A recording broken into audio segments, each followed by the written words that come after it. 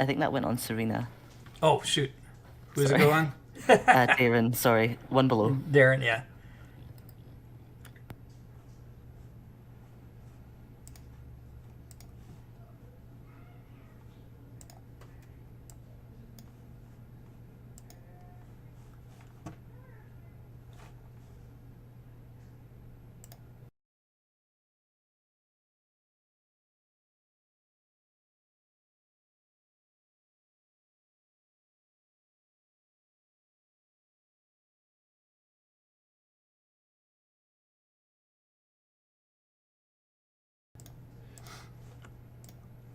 All right, guys. We are now live. We are playing DDAL10-06. We've done character setups and some Fantasy Grounds familiarization. I think we're ready to begin. Now we're going to start in Icewind Dale. For those that haven't played Season 10, I'm going to have some background information for you all. And then we're going to do some character introductions. Has anybody played, whether with these characters, not kind of episodes 1 through 5? Yes, I have. Yeah.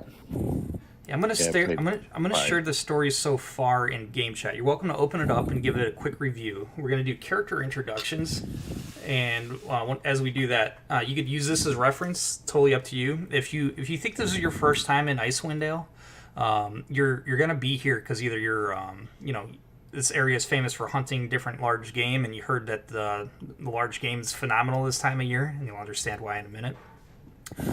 Or you're here to investigate the rumors of the magical effects that are covering the land. For those that don't know, the sun hasn't risen in months. It always looks like it's about to come over the crest of the horizon, but it doesn't. The effects for light in this region right now are from a borealis effect. So there's like this, northern lights effect, aurora, going over the land, casting the light on the land. And what we're going to do is we're going to start in Wormdoom Crag. I'm not going to put this on a map because we're not going to be there very long, so there's no need to explore. Wormdoom Crag is home to the Thun Laga Laga clan. They are Goliaths. The term was escaping me. So a Goliath clan. The leader is Ogolai Orc Splitter. She has been some of your guys' patron for some time now.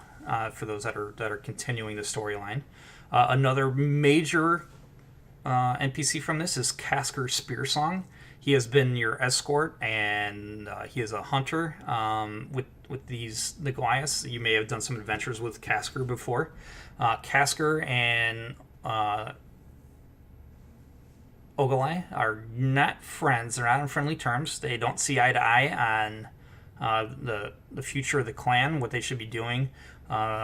Since these magical effects have come across land and the awoken animals have been roaming the forest and plains, food has been hard to come by.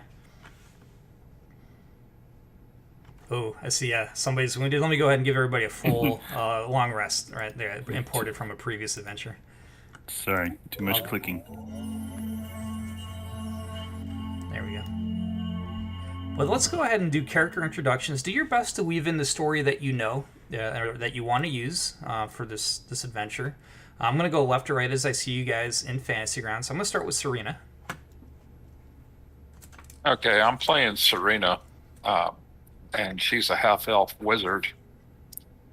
And she came here to search for rare ice magical objects, and has not been here previously.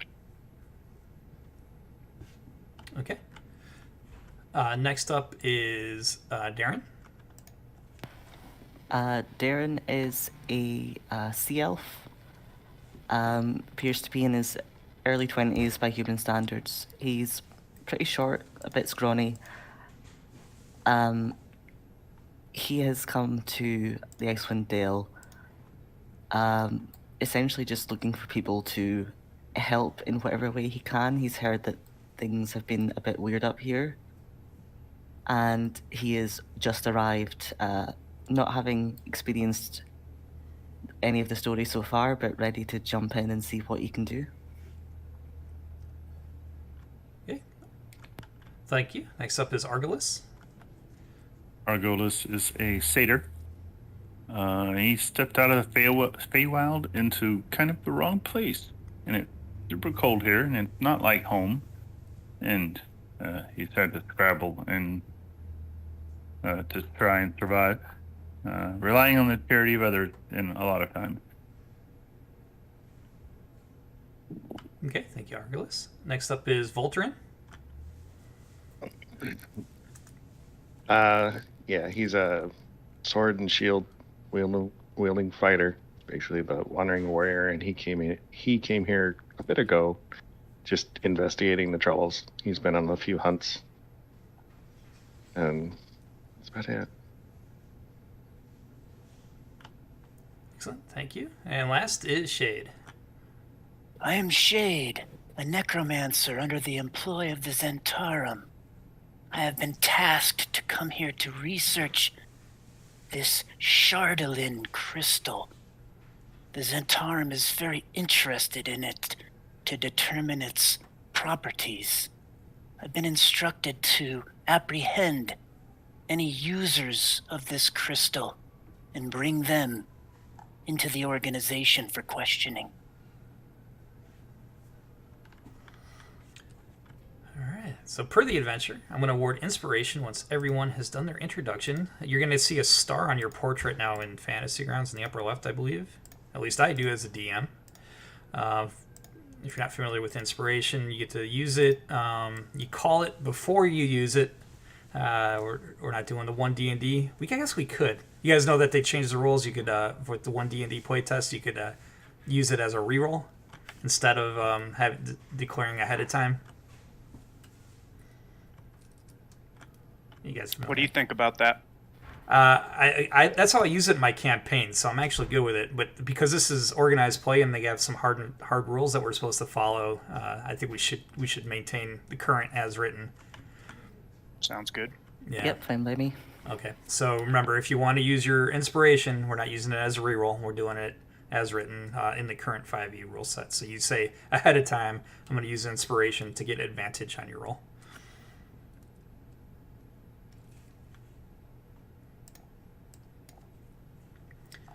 All right. So I'm going to paint the scene. With their numbers dwindling, the absence of the sun's warmth, and the lack of food, Old Goat, that's Ogolite Orc Splitter, that's her nickname, needs to come up with a solution on how to keep the clan alive with as little risk as possible. When you arrive in the main hall, Old Goat and Narhik Three-Eye, a hunter, is telling a story about a feral tongue incident to the clan. Casker Spearsong is present, and he voices his concerns about how Old Goat handled the incident poorly, which cost some of the clan their lives. Casker is going around and trying to get some of the hunters' attention, and he's huddling them together. He's obviously coming up with a plan.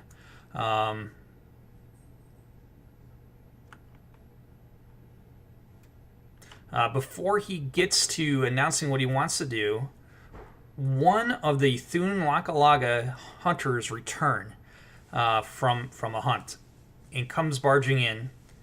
A hunter enters the hall to deliver a message while catching their breath. Strange creature. We found a strange creature, and it might be related to the fallen star. At this point, does anybody have the story award Sing a Song of Vengeance? I believe that was... Yes. Okay. You recall what the story award does? Allows me to be lucky. Okay. Yeah, it's... the Sing a Song of Vengeance story award is from a Casker Spear Song event. I'm trying to recall what it was. So Casker was looking at you guys. You're strangers to the clan. Recognizes you with the story word "Sing a Song of Vengeance." He was about to kick you guys out, or at least suggest that you guys shouldn't be part of this conversation as he was going around. But then he stops and he nods at you in recognition of your previous efforts for him.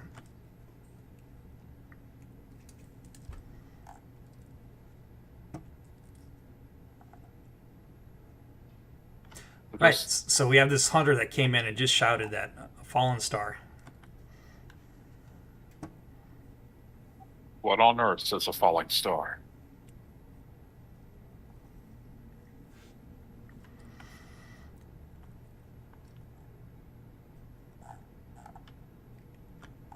I look around to my compatriots. Ever heard of a falling star? No, stars don't fall in the Feywild.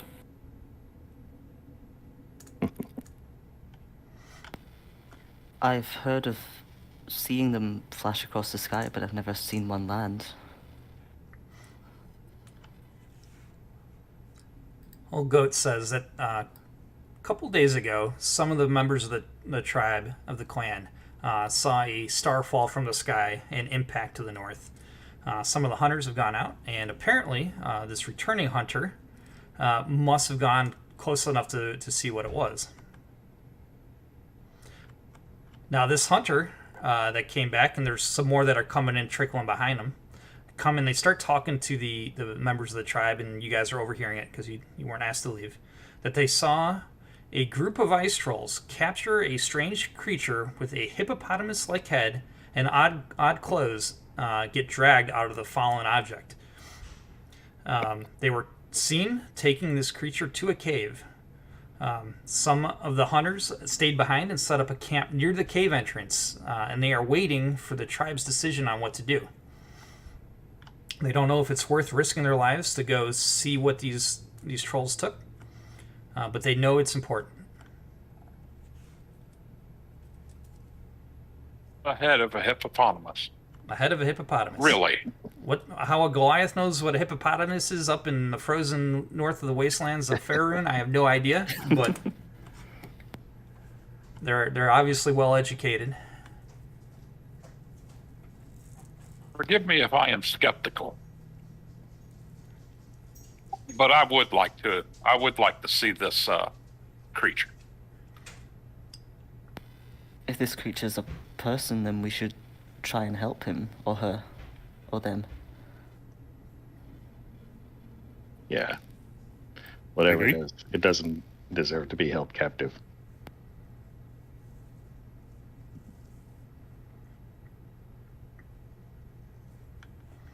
Yeah, Old Goat, she says to you, she'll convey that it's very important that they find out what this is. She feels it's an omen and might be able to turn the tide against the encroaching darkness of the lands. She doesn't want to risk any more Thun. I'm going to say Thun going forward. Like Thun Kagalagalaga. Thun tribesmen lives, as their numbers are already dwindling. And some of you have helped her before, and she trusts you. So would you all be interested in scouting ahead and finding out what these trolls took into the cave? Yes, Yes, of course. I love scouting.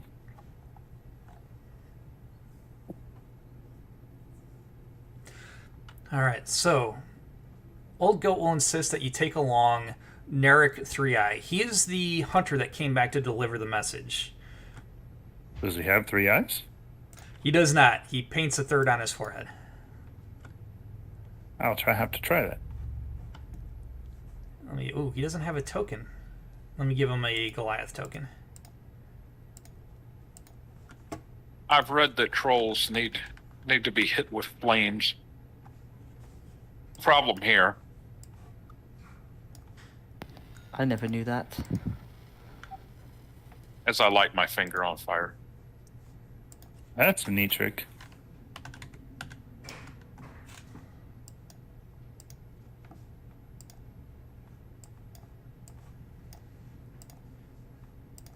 All right, I'm going to add, unless somebody wants to manage Nerhuk Three-Eyed as a NPC, I'll go ahead and drop him in the chat.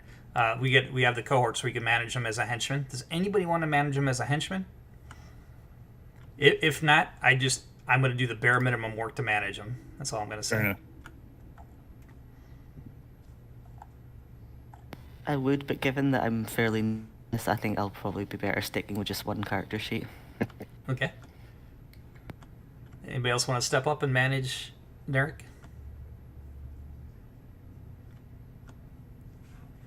Okay, he'll be in the character sheet. I am doing. I'll do my best to do you guys good. I'll say that. But all right, it's in the combat tracker with you.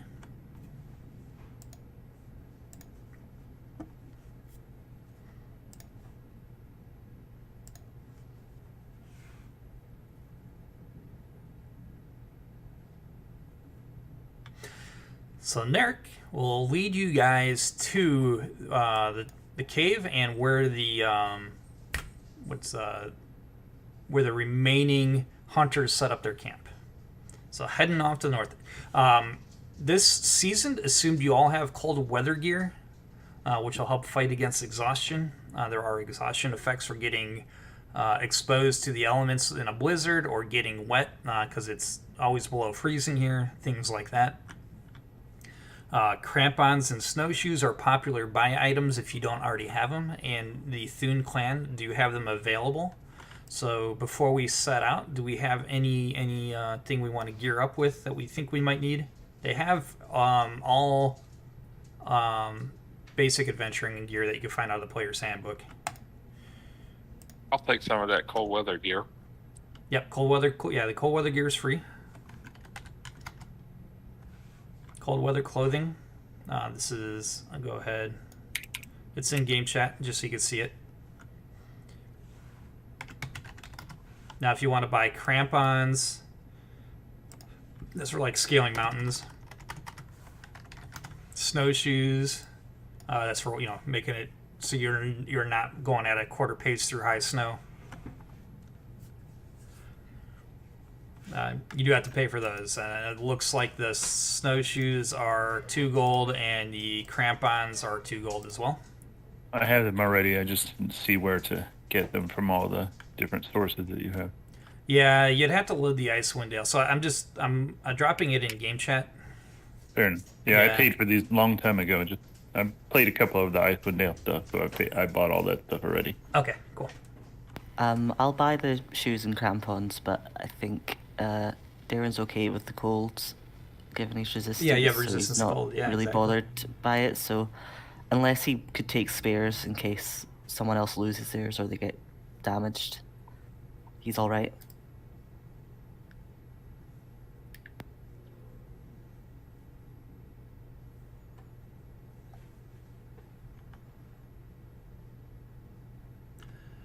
Okay. We are ready. We're going to go ahead and we're going to venture forth.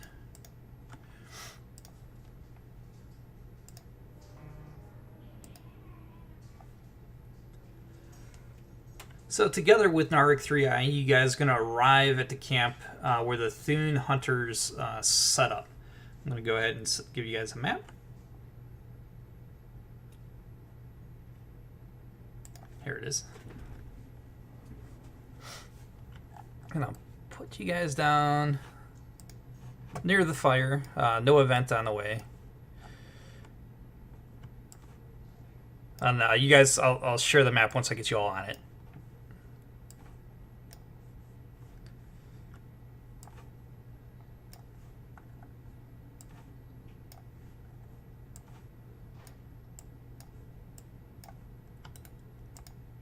So you guys should see a map.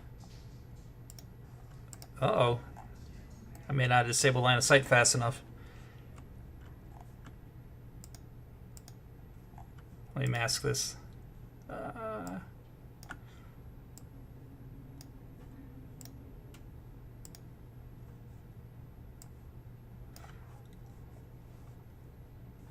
I screw that up? I'll go ahead and unshare. And reshare.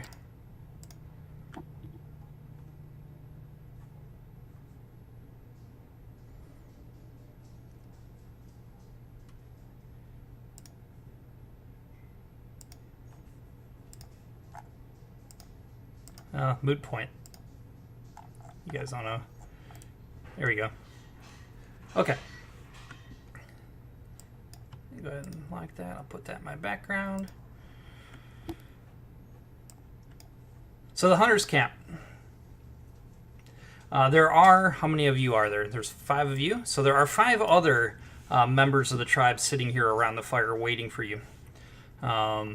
These members can be convinced to be sidekicks as well. If you guys do not want them as sidekicks, they will not participate, though. It'll only be me managing Narek. Does anybody want to pick up a henchman Thune Clan Goliath?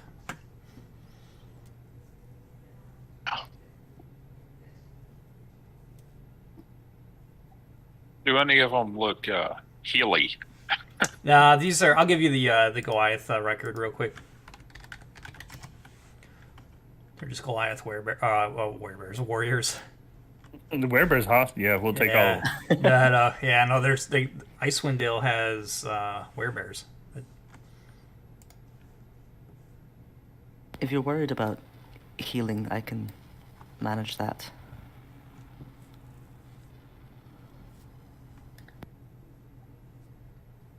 I am in your capable hands. However, if I saw free healing, I'd take it.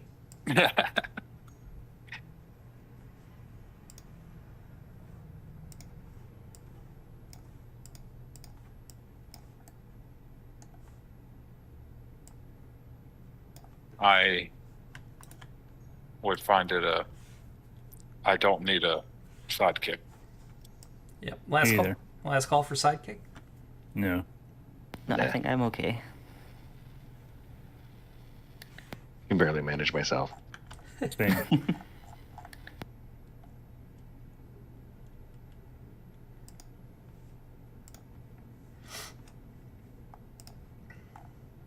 So the hunters indicate just to the northwest is the entrance to the cave where they saw the ice trolls take this hippopotamus-like creature. It's up to you guys to make a plan, but I've unlocked tokens. You're welcome to start moving in and do what you want.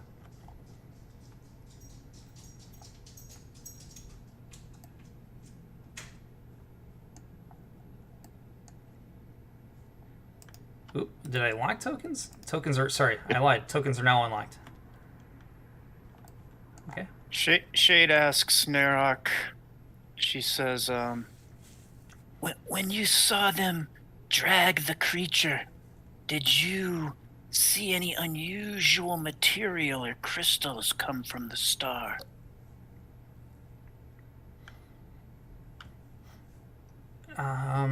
No, Narek did not see anything unusual come from it.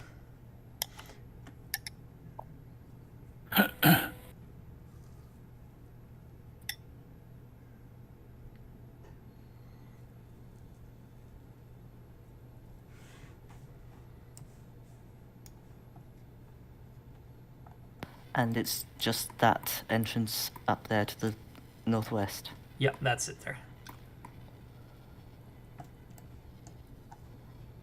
Well, I'm not personally very good at being sneaky, but I can try if that's what people would prefer.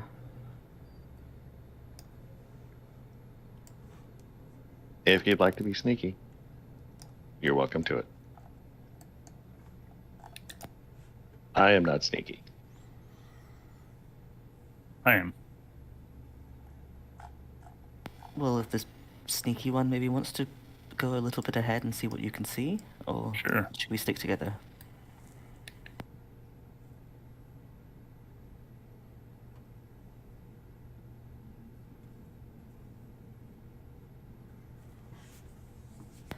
If someone's going ahead, I'll cast guidance on you before you go, so you've got that for a minute, depending how long sneaking takes. You want to stealth check in the tower? Yeah, we do stealth check in the tower. We do all skill checks in the tower unless I say open. And I forget how to do that.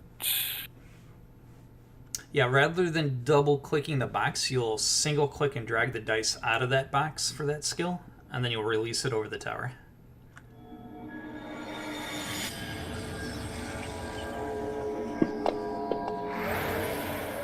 Okay, I have it logged.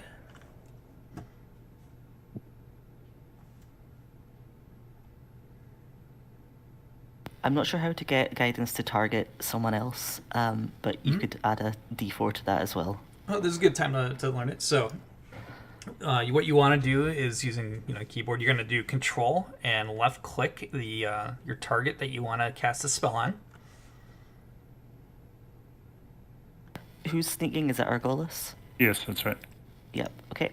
All right, I'm going to go to your Actions tab and walk you through this. We may have to change something real quick.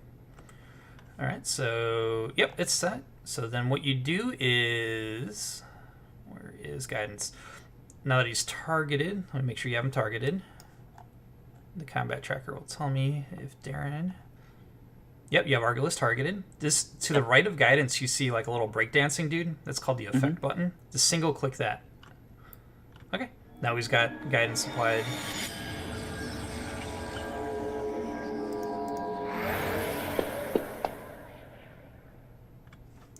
All right, and then yeah, I'll add a 3 to that. Okay, I've got you. Oh, you didn't know you had a 3. You threw that at the tower. You rolled a 3. Yeah. All right, so yeah, All right. Yeah. Awesome.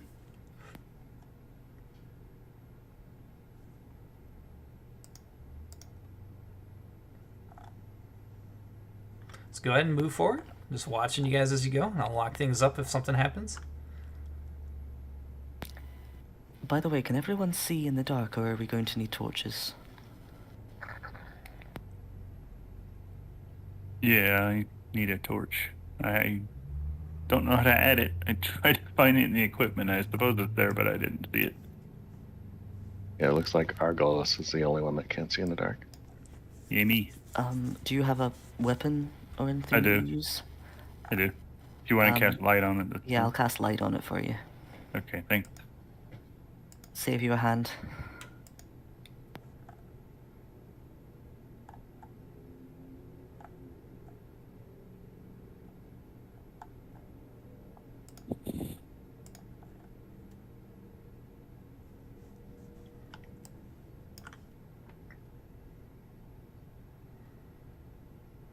Okay, so poking your head in. You see tracks leading to the northeast around a corner. And it looks like there are 2 pairs of tracks, and you see drag mark. As this, this is obviously they dragged whoever they pulled in here.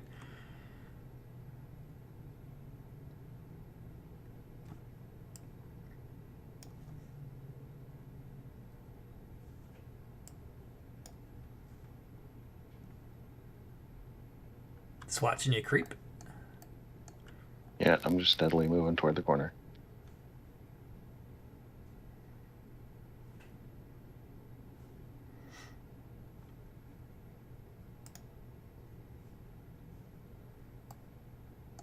Any Chardolin in these piles?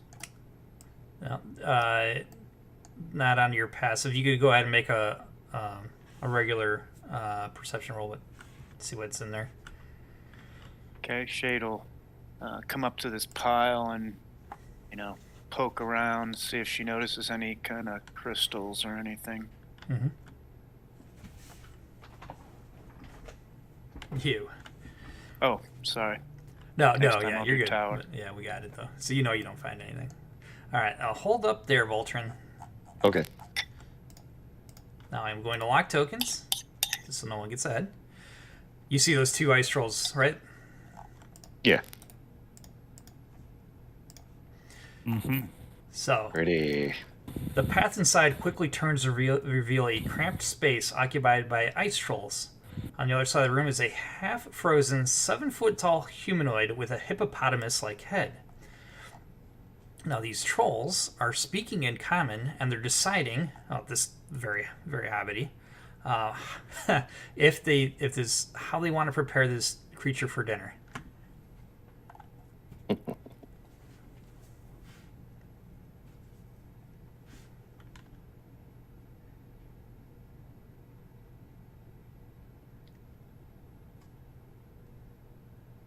All right, they're obviously not paying attention. You could hear, they're making the sounds of crunching as they're pacing back and forth, preparing a fire for a meal.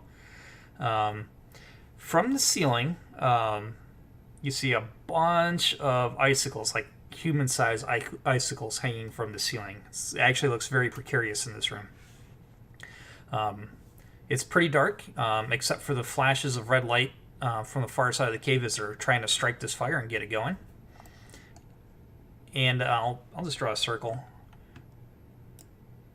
Our hippopotamus friend is where I just drew that 5-foot circle.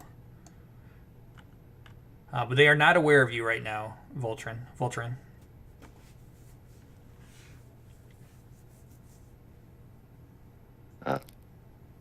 So essentially, I just halt at the corner and then I look over my shoulder and notice that I'm alone and I'm waiting for everybody to catch up.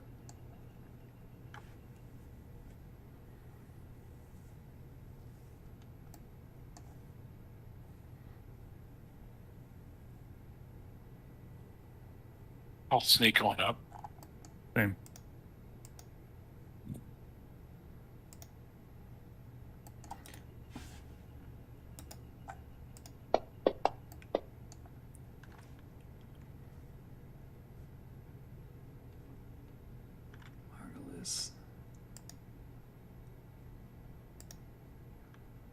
See a lot of. I'm trying to catch movement. It's moving. I could, if you guys hold up on moving. If you guys are sneaking up, I've just unlocked tokens. You could get caught up to Voltron if you're not going to pass them.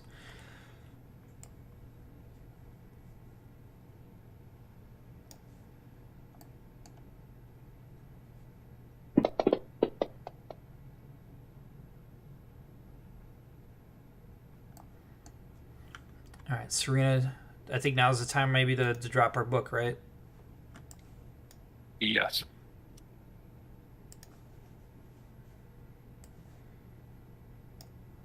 Okay, you should have control of that token.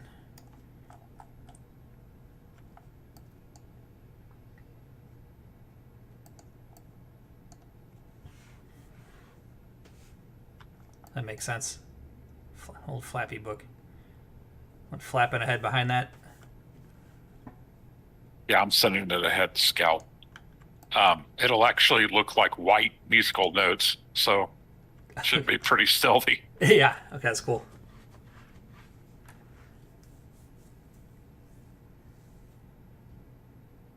All right, so you have a clear outline of the cave now. You do.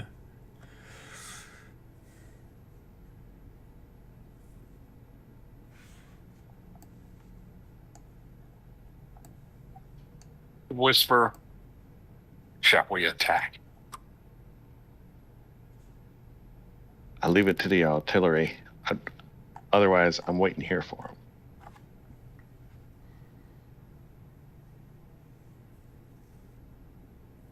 them.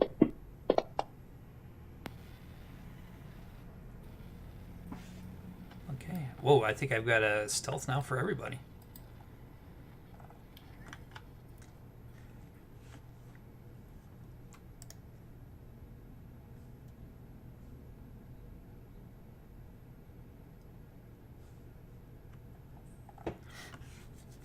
What are you guys gonna do?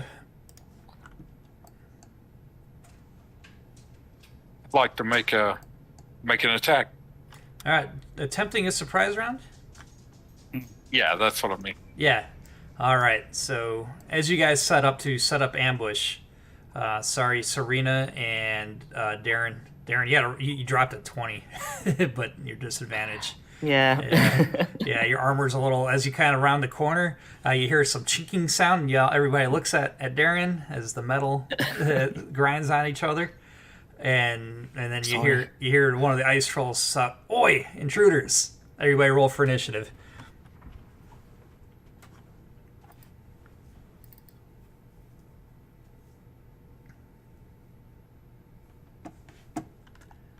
One, two, three, four, five. We have 5 initiatives. We're starting round 1 with Argolis. All right. I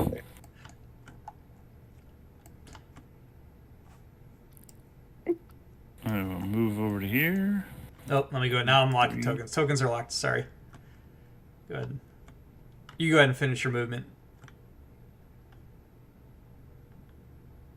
I want to end up there. Okay, 15. And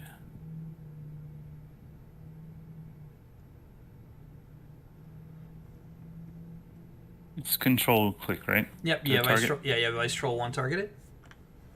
All right, and I will shoot him.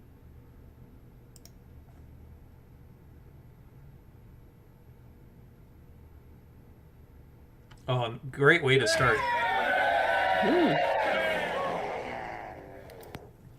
All right. See if this works.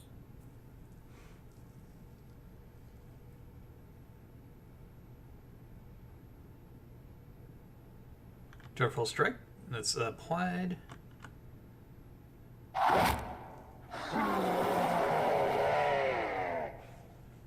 He did not like that. All right, and then I will shoot him again.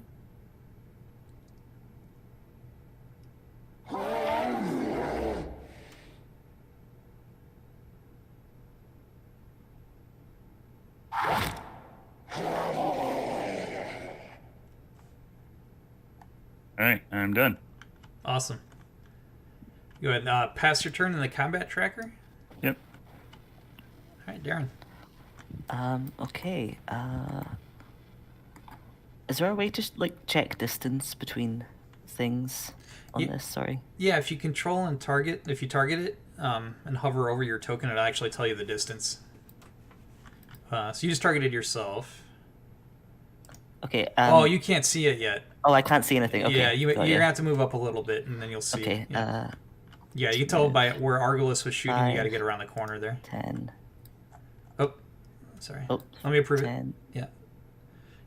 Go ahead and keep dragging, and let me know when you're ready for me to approve. 15, 20. I'll go there. Okay, you'll be happy with that. Okay. All right, so It's now 50, 60 feet away. Okay. I'm going to...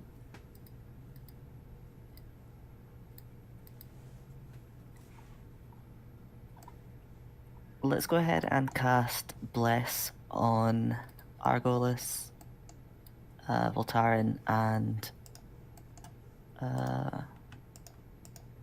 Serena. Okay, I just untargeted the trolls for you, so you don't accidentally cast it on them. Sorry. No, you're good. Yeah, that's great. So you have them targeted. You're ready for you to cast it, and it's applied. And it shows. Everything looks good. Okay. You still have perfect. like 10 feet of movement left before you end your turn. Yeah, I'll move over here just to let people get past me. And if who's next after me? If Voltaren chooses to accept it, there's like a little gust of wind pushing against his back that's going to push him 5 feet forward to let him get a little bonus bit of movement if he wants to take it. Is that now or when I Right now. act? Yeah. Sure. All right, you take a little 5-foot pit forward. That's a reflavored telekinetic feat, just as some wind pushing you along. Cool. And that's me. All right, nice roll 1. Well, I only got 30 feet of movement, and I don't have any range, so I'm gonna dash.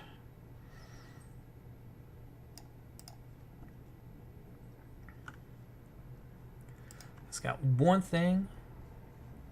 At the start of the troll's turn. And any creature that starts. All right. So as this thing gets really close to you, Voltaren, you feel a deadly, I guess, aura of cold emanating from this ice troll. This guy too will have to dash. And same thing for you, Darren. This thing is super cold. Like your skin starts turning. Well, you're resistant, so it won't matter. But you feel it. Still pretty cold. Yeah, it's still pretty cold. All right, Voltaren, starting your turn within 5 feet of an ice troll, you do take cold damage. When he gets to me, can I use brace? You can. I don't think this is going to stop the cold aurora from happening, though. No, definitely not. Yeah. Oh my god. I did almost max damage. Alright, Voltaren. It is now your turn.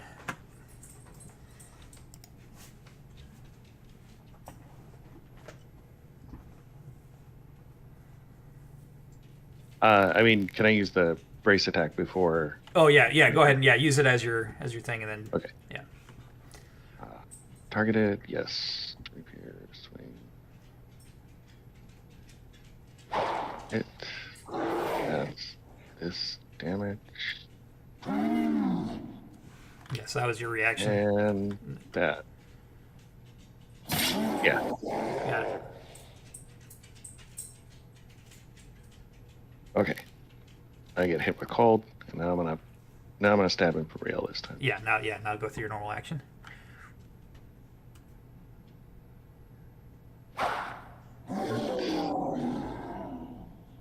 Second swing. So close.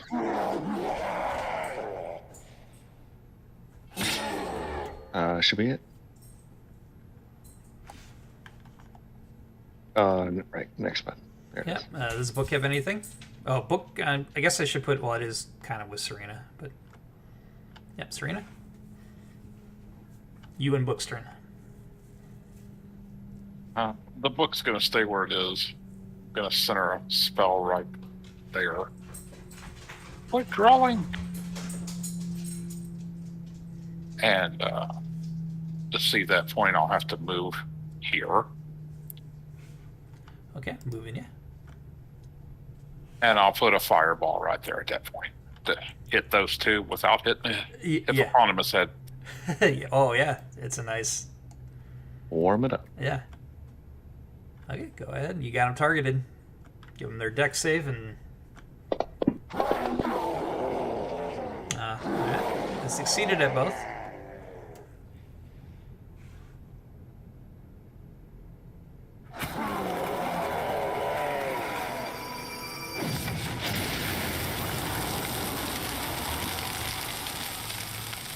Cool. I love the automation of fantasy rounds. So something on my end got disabled. If you know, you know. All right, Narek. I'll just call him 3i because I don't think I'm pronouncing his name right. What do we got? I guess. You know what? I'm gonna give himself Flame Blade, and he's just gonna probably attack. Oh. That's a bonus. Could you approve my movement? I'm sorry. Moved, you just went back. Yeah. So seeing the trolls, he's gonna cast Flame Blade on himself.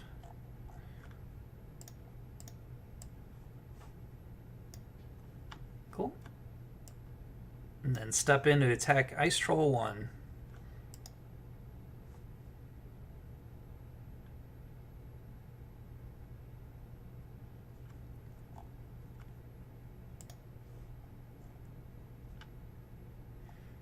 Oh man, I have to program it. I'll go ahead and make the attack, and then I know what I'll do. You missed. Yeah. Okay. No multi-attack either. Shade. All right. Peeking around this little rock formation, Shade sees the unusual creature from the fallen star behind the rock over there. She begins to run forward, and when she gets near Voltaren, she mutters a incantation as she casts Misty Step.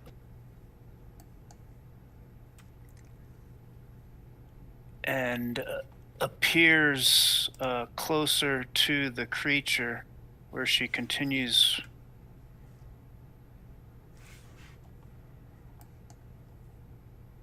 moving up to it and says, "Are you okay?" 1 second. Not knowing whether she should expect a response from some alien creature or not. I'll give you an image. The GIF is bound and gagged, and obviously very physically distressed, like unconscious. Ah, okay. Okay, that's what Shade does. She'll pass it to the top of the order. All right, that's top. Beginning round 2, Argalus. Target this troll here. Maybe. Oh, I think you got him targeted. Yep. Okay. Let's shoot him one time.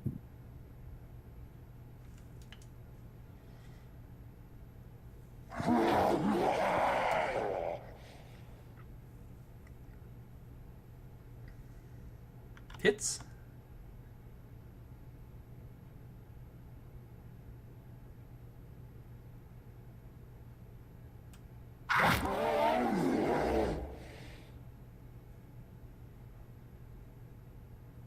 Looks like he's still up, so I'll shoot him again. Yep. Another good hit.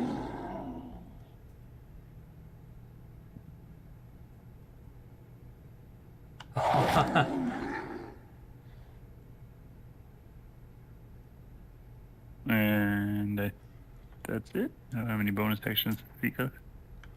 All right, Darren. I will not roll the cold damage on you. Nothing will happen, so go ahead. Okay, I'm going to concentrating on keeping Bless up. So with my action, I'm going to...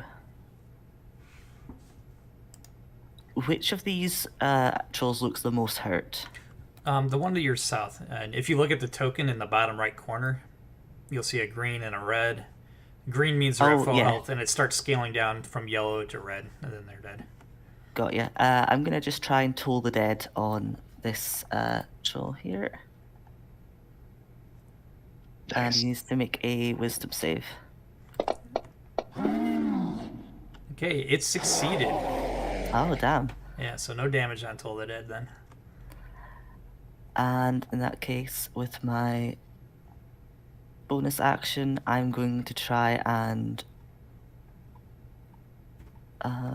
push Ice Troll 2, the green one, 5 feet away from me with my telekinetic. So you need to make a strength save. Okay. If it's custom, I may have to just make the straight strength save for him. What's my target? 15. 15. I got a 16. Damn. Okay. Yep. Nothing happens. Just tries to keep concentrating on his spell and hopes that it helps people, and that's all he can do. Okay. All right. Ice Troll 1. Well, he's gonna start pounding on Voltrin. Gonna try. Gonna try. All right. We'll start with its bite attack. Hits. Damn.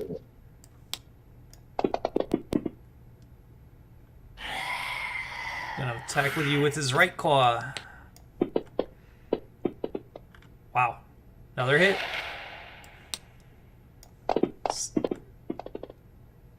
Oh, slashing at you with his left claw. There's a miss. Wow. I'll repost when I get a chance. You go for it. Okay. He's done with his. That. He's still targeted.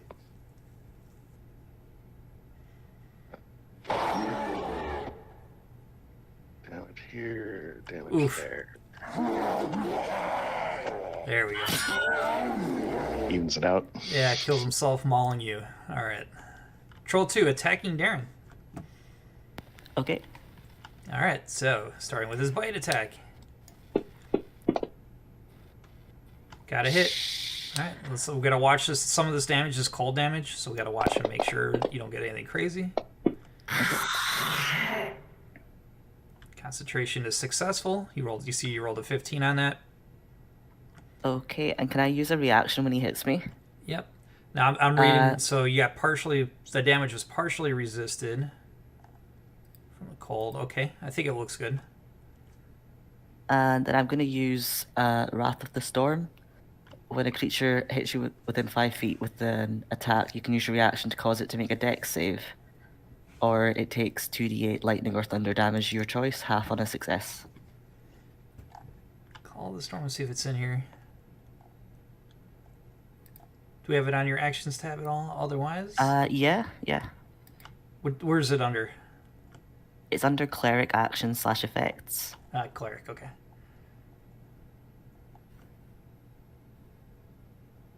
Wrath of the Storm. Okay, yeah, so hit the first pip. You have him targeted, Troll 2 targeted. Make sure you have him. Yeah. Alright, so it forced its save. It succeeded its save. Okay, so he takes half damage. Okay, then hit the little blood pip. And this should half it. So, yep, you see he took half. He only took 6. I'm going to choose that to be lightning. And then with my level 6 cleric feature, I can, whenever I deal lightning damage, I can push a creature 10 feet away from me. Oh, cool. That is, what's that called? This is Thunderbolt Strike. Yeah, this is cool. Are you doing Storm Sorcery too? No, he's actually a Divine Sorcerer. Oh, okay. Yeah, because but Tempest Cleric. Yeah. That's a cool combination. So you're going to push him back 10 feet? Yeah, push him back 10 feet because he took lightning damage from me.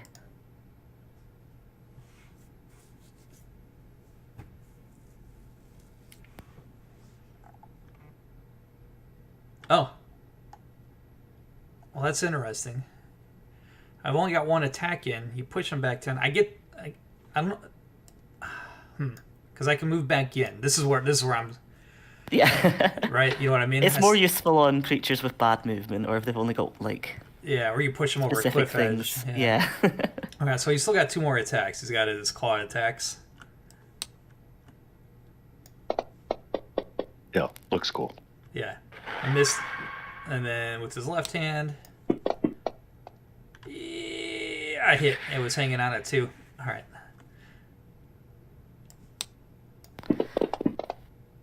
It's a lot of dice. Yeah. He succeeded. All right. So the I mean, you resist some of it. You get partial resistance for cold. Yep. But not all of it's cold damage either.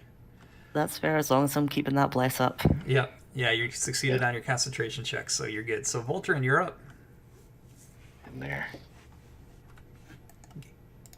Prove 10.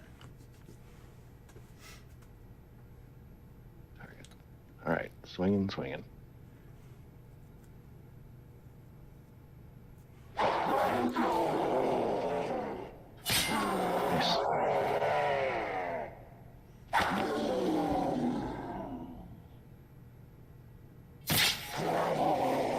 I'm gonna action surge and do it again.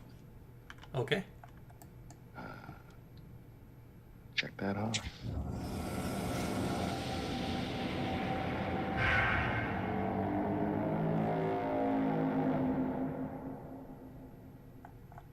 And drop. Yeah, it's like it's hung. Give it a second for it to catch up. There it goes. There we go. It was teetering on the one, and it was deciding whether you should hit or not. And I'm gonna risk it. Can I precision? This precision is after I roll. Is it? Okay. I roll. You can expend this period. I use this maneuver before or after making an attack roll. Before effects are applied. Okay, so after using your precision, is it once a day or once per short rest? It's or is it all? So I have 4 superiority dice. Yeah. And so all of these take from the same pool. Oh yeah. Yep. Battle mastery.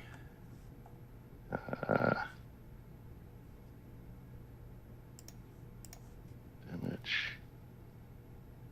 Oh, that's the wrong effect. Okay, so I'm just gonna roll by 8. 1. So 15.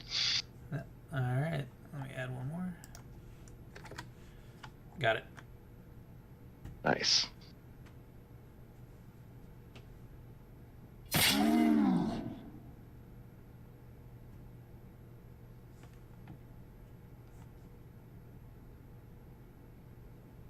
That's it. Finally. Oh yeah, I hit that button. There we go. I always forget. Okay. Okay, book in Serena. I didn't check that.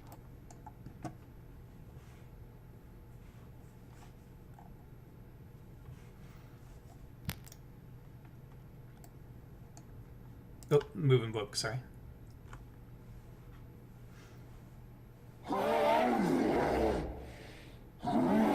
Nice, hitting on 5s.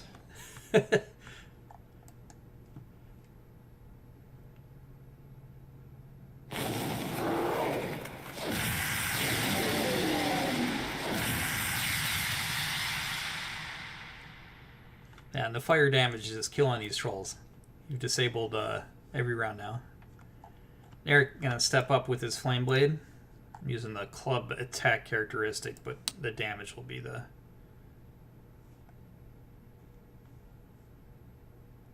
Why is that? Ooh. I hit. And the flame blade does, I believe, 3d6 fire. Yep.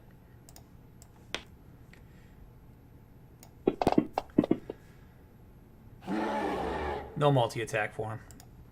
Alright, Shade. Shade usually gets resistance when she tries to get information from people. So seeing that this unusual creature is unconscious, she takes the opportunity to cast detect thoughts on it to scan its surface thoughts to see if there's any trace of Chardolin in its thoughts. I gotcha. All right, so nope, it is daydreaming of its flying motor vehicle. Flying motor vehicle. Okay, so that's what I'm detecting when I try to scan some kind of flying craft. Mm-hmm. Okay, I'll pass it up to the top, Argolis. Okay. Yep. Top round 3. We go there. 15. Move.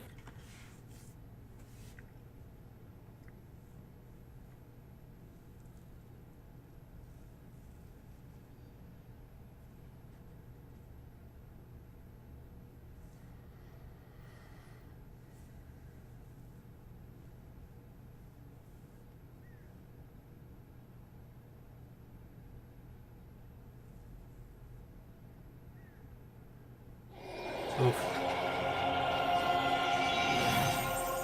So I guess it didn't add my wisdom. Let's take a look at it. So actions.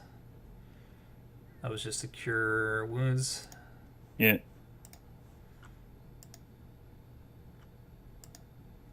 Nah, it says stat base, but I don't know. Should be wisdom, but yeah, wisdom. Get into it. All right, so I owe Voltrin 2. Yep. And I'm actually going to cast it at 2nd level, so if you can, I'll just roll another d8 here. Another one, awesome. Oh no. All right, so Justin. And I don't have any bonus actions to speak of, so... Okay, this thing took a pretty big chunk out of me. Darren's not super happy about that, but he's also very aware of the icicles above our heads, and a lot of his repertoire is very thunder-based. I've been waiting. So he's trying to avoid causing ourselves to get skewered by making a big boom. So I think he's going to try Toll the Dead again and hope does a bit better this time.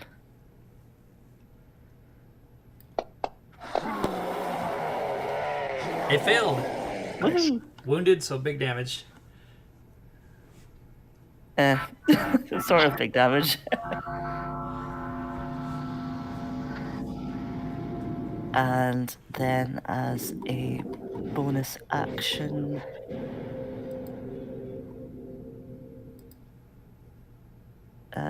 none of our party look right on the verge of death currently, so he's gonna try and use his little gust of wind to blow this thing away from us and back, so it has to do some movement to come forward again. It's not really doing much, but it feels like he's using his bonus action for something.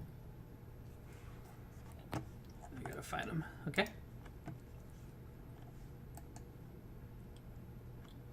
So, yeah, just go move him. Yeah, I don't think it's managed to give it a thing for me to roll it, unfortunately. So it's just a strength save. Okay. DC 15. Save. I got a 23. Yeah, he is sturdy, he is not moving. And that's me, who's gonna raise his little shield up and hope he can withstand another round. All right. Well, yeah. Here he comes. Attacking Darren versus his bite attack. Hits. This is the big one.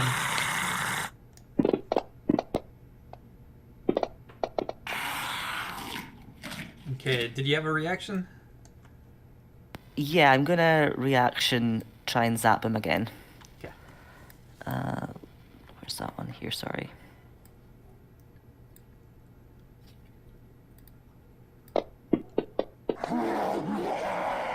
Alright, you failed. That's better damage. He's automatically pushed back 10 feet from that. But then, as we found out, Yeah. so his movement. Alright, so then his claw attacks. Oh man. Fingers crossed. Oh, got another hit. It's fine. Alright, Darren goes down, guys. Damn. Shit. That's alright. He's gonna do his last attack on 3-Eye. And you missed. Alright, Voltron. Party member down. This troll's, guts everywhere. He's not regenerating. All right, attack him. I really thought I could have lasted another round. Sorry.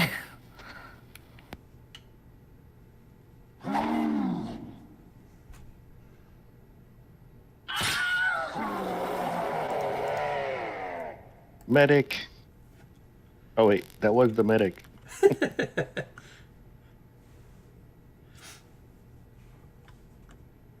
And keep us in token lock because we're in combat rounds while Darren either gets a heal or fails a bunch of death saves. Yeah, I have a potion I can give. Thank you. 2d4 plus 2. Here. So 4, so 6. 6. Yeah, 6 going to Darren. 6. I'll take that off my sheet now. Well, can repay you with don't worry a healing about it. potion. Are you sure? Yeah, it's fine.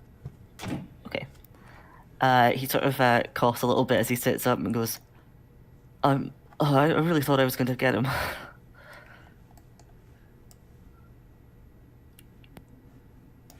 Alright guys, so we're out of combat. Tokens are unlocked. There is a unconscious GIF. As long as it's a GIF and not a GIF, then we're okay. Yeah. Have you seen this kind of creature before? She says to Serena as Serena approaches. Never. But I noticed some of that equipment looks familiar.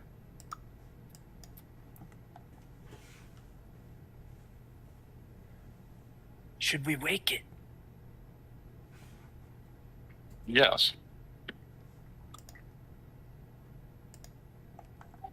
We'll try to shake it. Wake it up. All right. This is a very feeble, and I'm assuming you take the gag out of his mouth. Very feeble, injured GIF. He says, my rescuers, my name is Lieutenant Crook.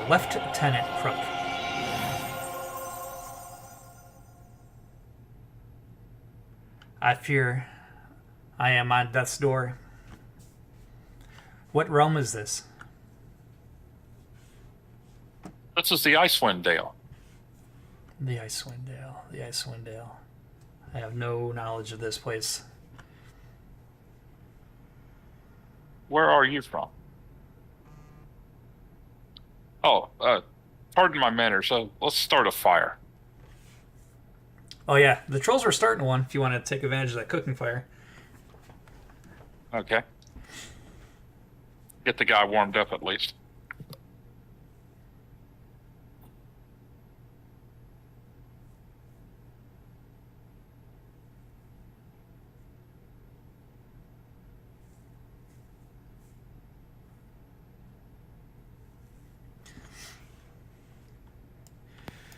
Yeah, as the fire starts coming, start heating up the cave. Lieutenant Crook, he taps on a pouch on his belt and he passes out again.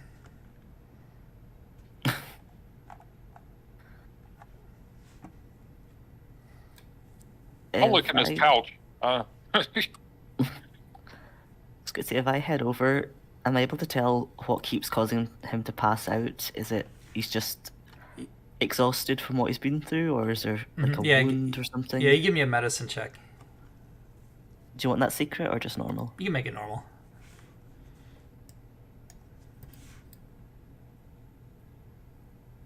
$15? Great. 15. Yeah, he's got 5 levels of exhaustion applied to him. Right, yeah, Yikes. that would explain it. I don't think he's hurt in any, life-threatening way. He's just very exhausted. I don't think he's going to be able to move or do much for quite some time if we don't have any way of recovering that. Maybe he's got some restorative powers in his pouch that he was grabbing. He was tapping that, yes. Someone reaching in the pouch. Here.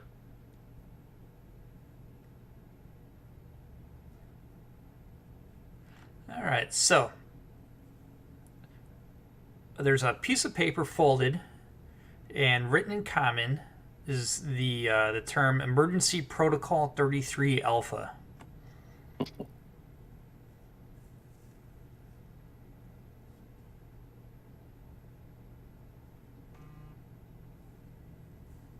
Oh, what in the world does this mean?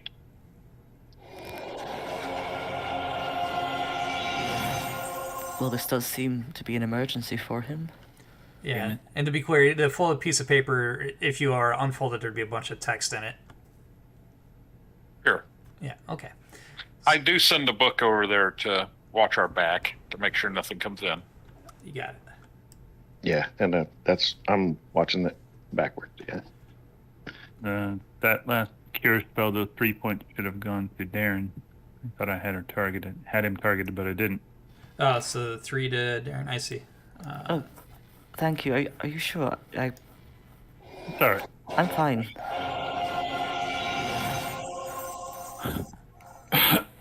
It's my job. We shall read the instructions. Reading the instructions of Emergency Protocol 33 Alpha. In case I become afflicted by an extreme condition and get exhausted, make me drink herb tea 33 Alpha before administering medicine or restoration spells. Now, it does include a list of instructions on preparing herb tea 33 Alpha. It requires a mixture of elderberries, elderflower, chamomile, rose hips, astragalus, an echinacea, all wrapped in thin, Echinacea. and there you go, echinacea, wrapped in thin paper and steeped in hot water for 20 minutes. I hope he has the ingredients on him. That's a very specific tea.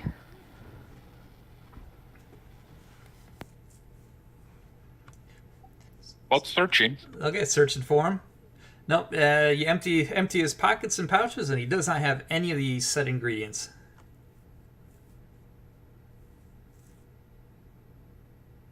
I'm not from around here. Do any of these grow in this region, or are we out of luck? Ah, this is where our friend Three Eye comes in. So Three Eye knows where you could get these 3 ingredients, but it's going to require some time. Okay. All right, so he has heard of an apothecary living in a cave not more than 2 hours south. The apothecary can be identified by their especially thick winter clothes and cracked dragon mask made of jade.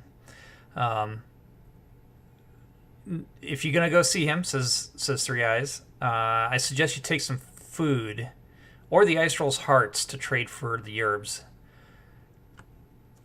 All right. Oh, we can do that. Yeah. Yes.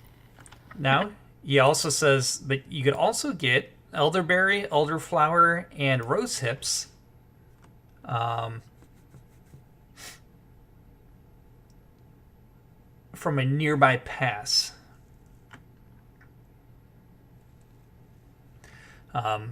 There was the pass itself, oh, this is interesting. The pass doesn't actually have what you need. There was a caravan that was set up, a merchant caravan laden with food and spices that was abandoned, that the hunting party came across and left. He does recall seeing elderberry, elderflower, and rose hips in the abandoned gear. But we still need the echinacea, so I think we should just go to the... What did you say she was? With the mask? I think it was a few hours south. A healer or apothecary, yeah. Yeah. If she has everything, I think we should go there. Yep. I think it does sound like a good idea. Yeah, and then he does recall one other thing. Astragalus. You heard a rumor about an increase in tiny elementals called Chwingas in the area, who plucked all the Astragalus in the area until there was nothing left. So the apothecary doesn't have everything we'd need to... Well, he can't confirm what the apothecary has and doesn't have. A Chwinga. It's a place to start. Would I know what a Chwinga is? If you haven't come across it in this adventure series, you can make a history check. Yeah, he is not, and history is not his forte, so I'm going to guess it's going to be a no. Nope. I'd like to try that as well. Yeah. This character hasn't encountered any such thing.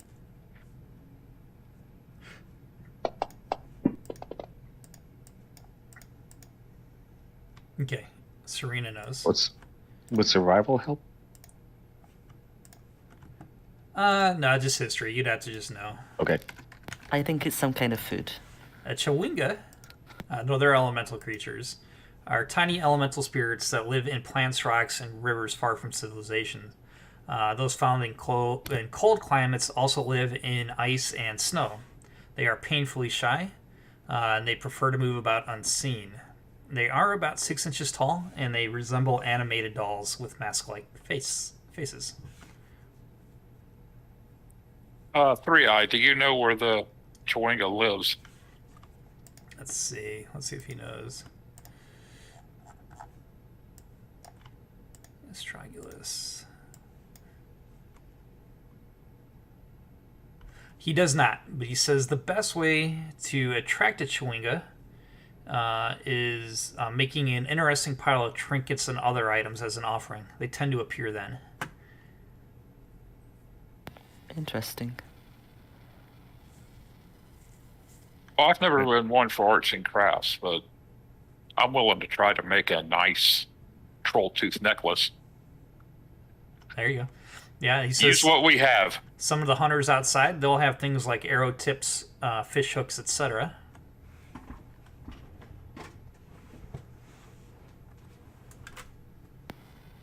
Okay, so are we doing this Chwinga stuff first? Might as well. Sure. I go over to trolls and start harvesting crafting supplies. I think I was going to take some teeth, and I also heard we needed some hearts. Yeah, if you're in there already, might as well.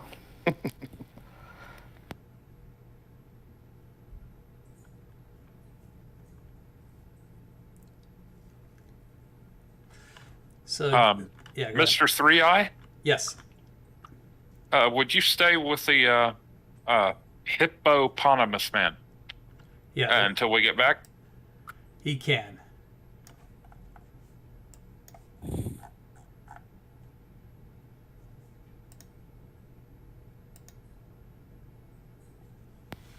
Do you think we have time for a short rest, or I've got some potions of healing I could use for myself to keep going? Yes, we could take a short rest in this cave before doing these little side quests. Is there a short rest button? Well, I hit it. It'll reset some things, but if you want to recover hit dice, I'll walk you through that. So, short rest, everybody. Here, whoop. They did not mean to pass actor. Hit the wrong button. Rest. Short rest. All right, to recover hit die.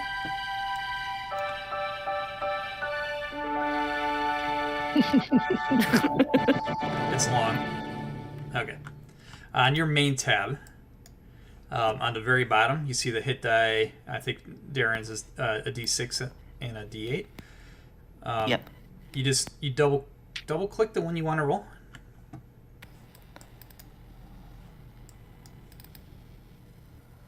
and you'll see it'll get reduced. So until you get them all the way down, that's all you have for the day, or you recover 1 per long rest, I believe. But it be an adventurers league.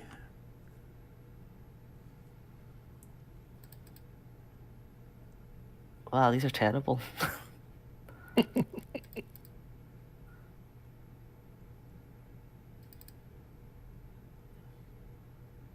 Okay, I've got 1 missing. That'll do. Okay, cool. All right, that being said, it being a short rest, we're a little bit earlier than I wanted to take a break, but this is actually a natural pause point in the adventure. Would you guys like to take a 10-minute break and then come back and finish the rest of the adventure? Sure. Sure. Yeah, still got about 2 hours left, but DM, am I allowed to use one of my channel divinities to recover a spell slot since I was going to take a short rest and I'll get it back? oh yeah. Yeah, You would cool. cast it and then recover it. That makes sense. Yeah. Yeah. Thank you. Yeah, no problem. All right, so we're gonna go on a short rest. Let's we'll be back by 1/2 the hour, and I'll do a ready check and see who's back. But let's take 10. Great, thank you. All right, I'm putting the stream. I'm gonna mute us so no one could hear us, and we're gonna go on intermission so we get table talk is no longer being recorded or streamed.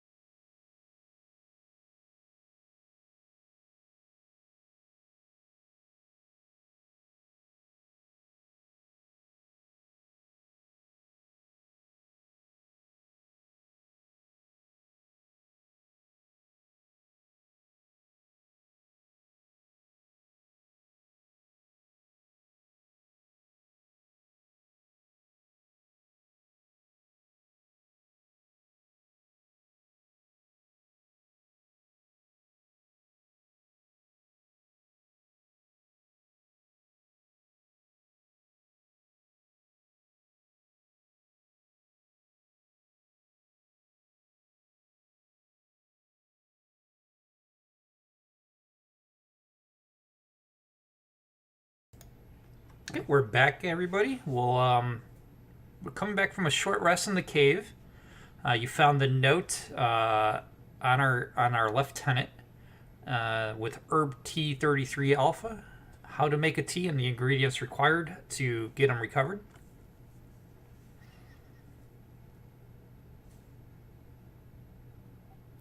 We have 3 different ways we could go, right? Yeah, you know, at least 2 of the ways you'll get part of the ingredients. You don't know what the apothecary has.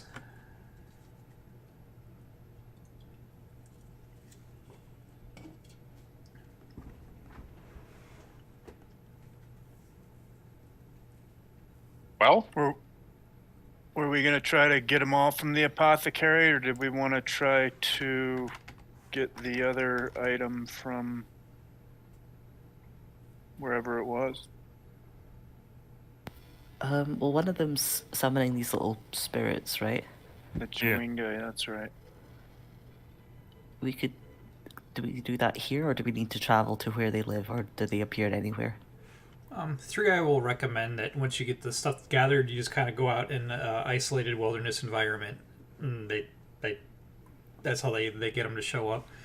The Thune clan, they do some ritual stuff, but not necessarily required for Outlanders.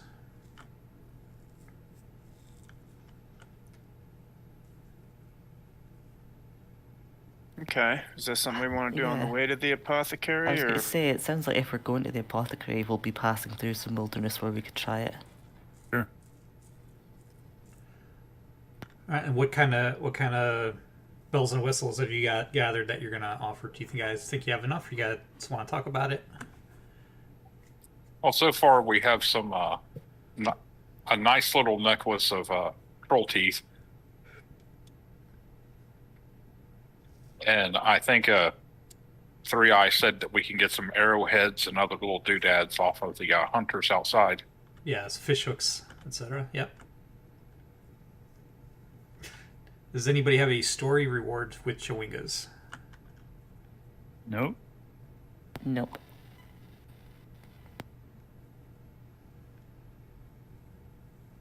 We might find other things that they want.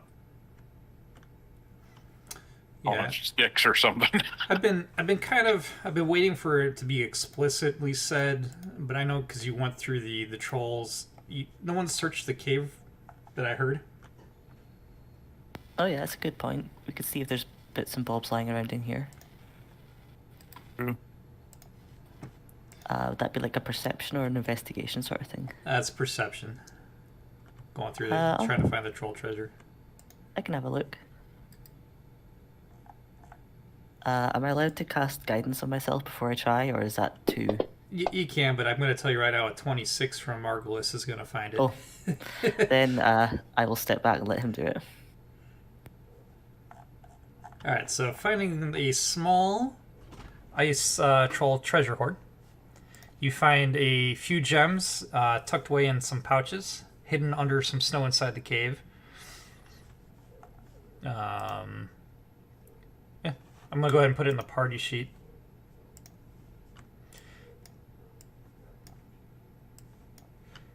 The party sheet, for those that are unfamiliar with Fantasy Grounds, is under Tool, and it's the 3 silhouetted humanoids. And that's your party sheet. Sometimes it's referred to as the PS. But if you go to the sidebar, there's an inventory, and you'll see it's in there. So it's just gems and pouches. The gems total cost is 10 gold. Maybe we can add them to the Chewinga pile.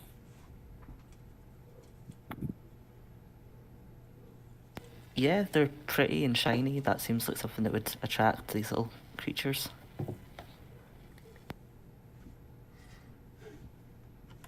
Yeah, so my list of doodads now is gems, troll teeth, fish hooks, spearheads, arrowheads.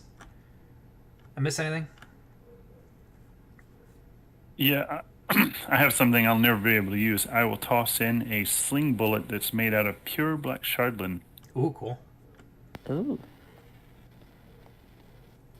I don't think I've got anything especially exciting in my inventory that these guys would like.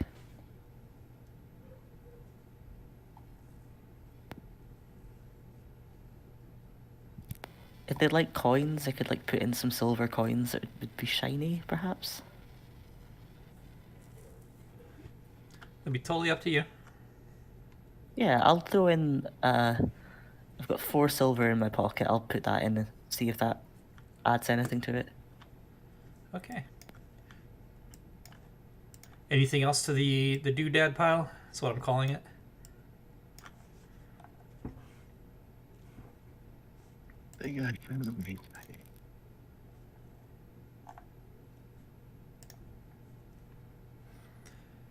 Shade puts a spoon in from her mess kit. Cool. How are you going to eat cereal? Fork. That's going to be messy. Drink from the bowl. She uses powdered milk.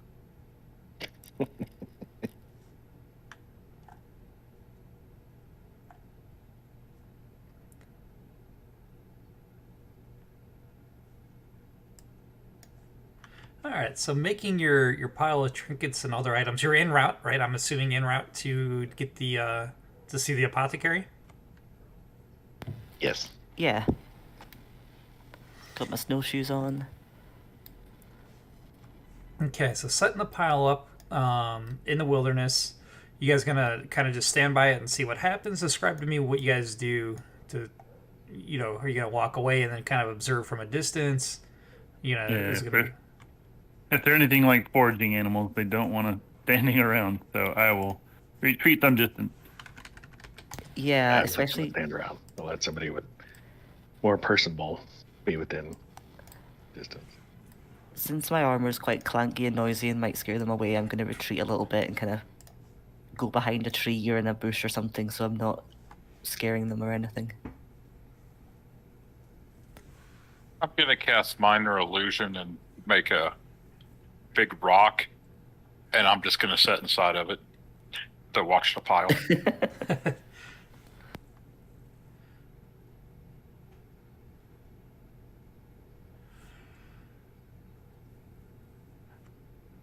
All right. So as you guys kind of, I don't know, go and hood yourselves for the hunt, just to kind of watch the chewingas, 4 chewingas. I need everybody to make a perception check. Let me see I gotta check a passive perceptions too, because there is a minimum on that.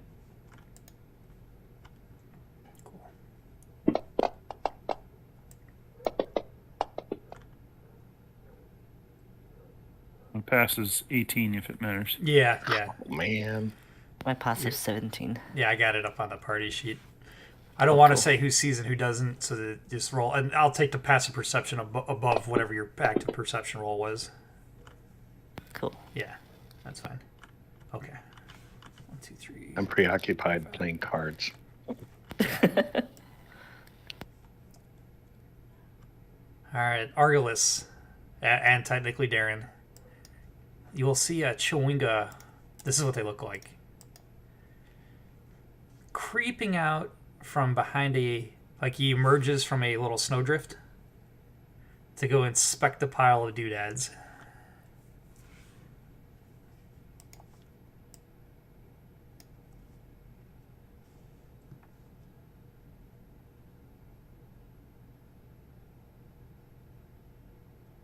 A sling stone is magical, in case that matters. Okay.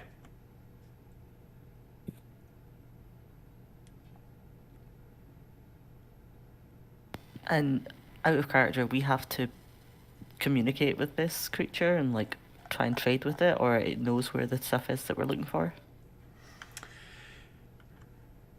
Well, we think Three Eye thinks that they plucked all the astrologist. Oh, so they've got it all. Yeah, Okay. Yep.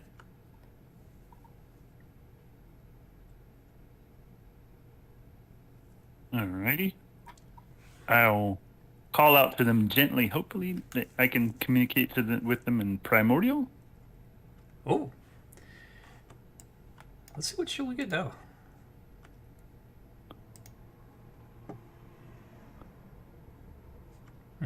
Okay.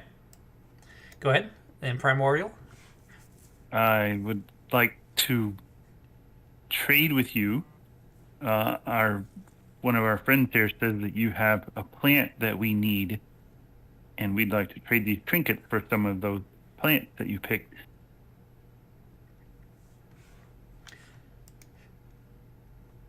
All right. It gives you, it cocks its head at you as you speak. I'm assuming you kind of emerge. Yes, non-threateningly, of course. Mm-hmm. All right. It doesn't give any verbal response, but his body mannerisms, other than its head tilting, indicates that he's listening. And I don't know what the plant looks like, but I'm assuming 3i explained to us what it looks like. Oh, yeah, you could. Yeah, tell you exactly what the plant is. Yeah. All right, so I'll explain to him that we liked some of the plant that 3i gives me the description for, and he's welcome to any of these trinkets he'd like. So he points. It would like. He points at the pile and nods its head, and then gestures at you, and then points at himself. Yes. All right. He throws his hands up in the air in excitement. This is actually the fact that you threw the spoon in is actually exciting. He throws his hands up in the air, and two other chewingas appear. It's a total coincidence. One has a fork and one has a knife. So now the number 3 now has a spoon. Oh, nice. Yeah, that's pretty cute. Who would have thought? Yeah. So anything you guys offered, make sure you mark it off your character sheet. I'm going to delete the parcel off the inventory for those gems. You guys missed out on 10 gold. Sorry. For creating this. All right. And then the first one disappears and comes back in hand with a basket of astragalus. All right. Thank you very much.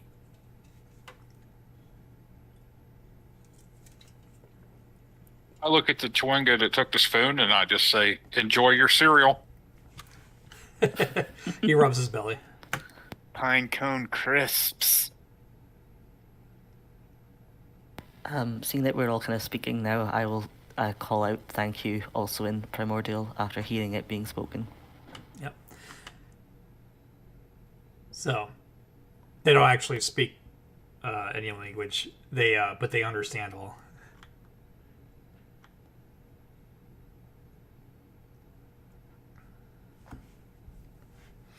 All right, continuing on to the apothecary, I'm assuming, unless you guys say otherwise. Yes. Yeah, Nope. no, keep on going.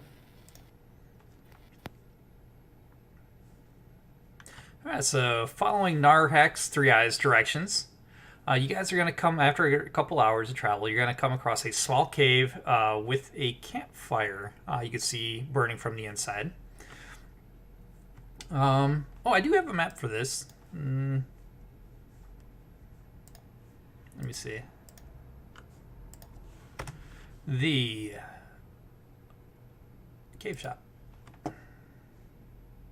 Now this one definitely, I'll just share it. We're not going to have to put tokens down unless you guys get hostile.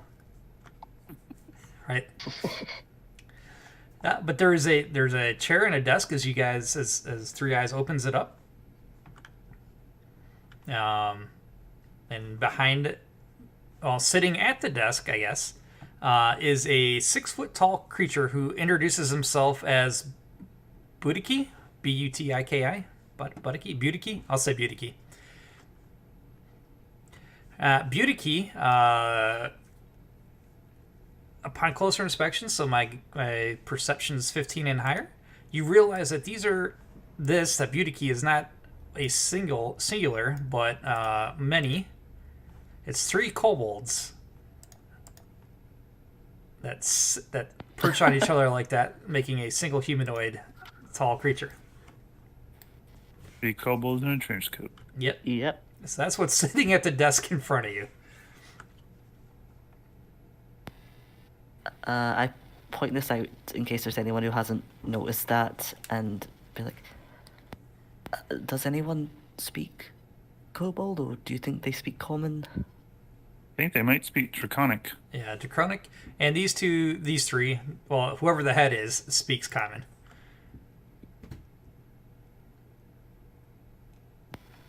Okay, I guess we should just head on in and see if they're willing to do business. Mm-hmm. So Beauty Key says, "Well, welcome to my store."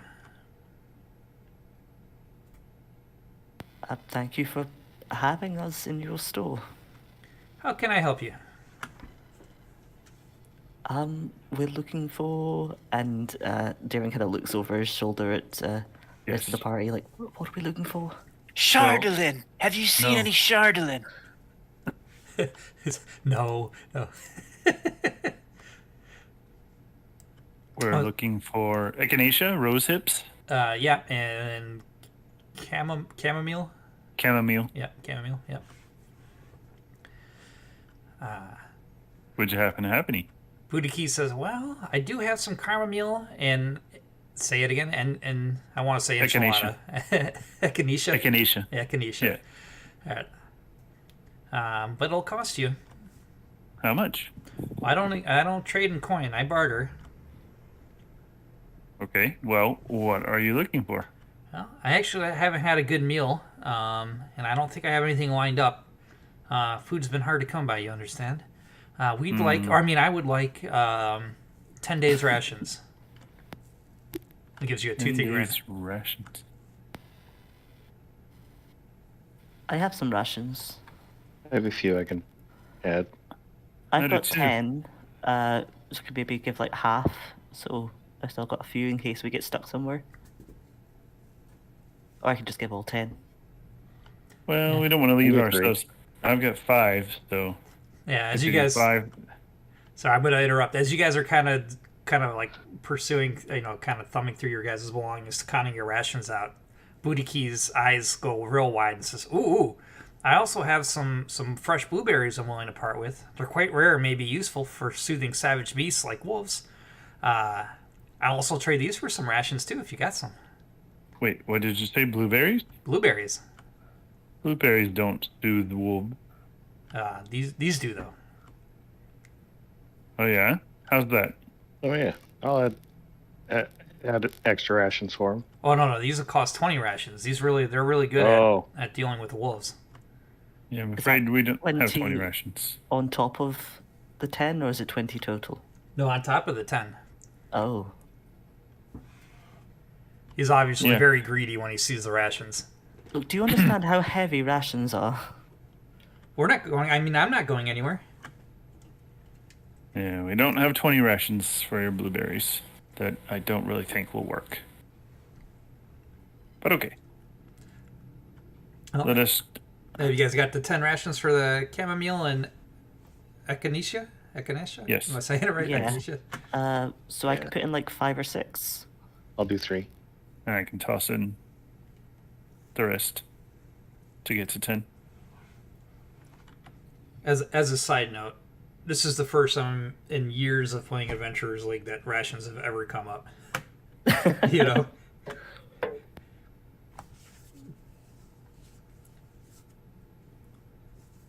I've marked off 5 rations. Yeah, mine are probably spoiled by now, I'd imagine. All I'll that throw attention. in the other 3 to get to 8. Mine are really wrapped up like in fantasy cling film for going underwater. So they don't get soggy.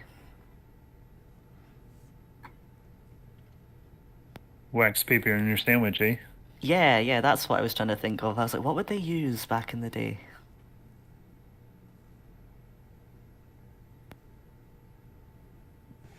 Okay, so it sounds like you guys are going to be able to come up with 10.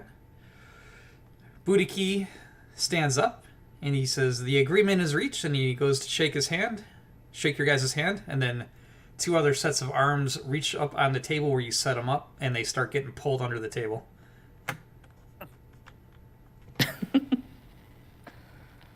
It's a fine trick you have there. With his one free hand that he's not shaking with, he starts slapping the other hands.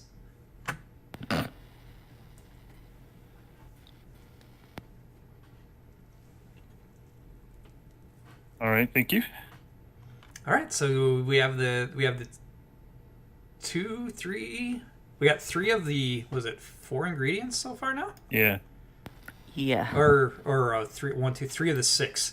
You still need elderberry, elderflower, and rose hips. But Three Eyes thinks he saw it, or he knows that when they went through the abandoned merchant stuff that they left behind, that the ingredients were there. Okay, well, let's head that way. Okay. Yeah, I'm gonna close this cave shop. Was blueberries and herbs the only thing these guys were selling?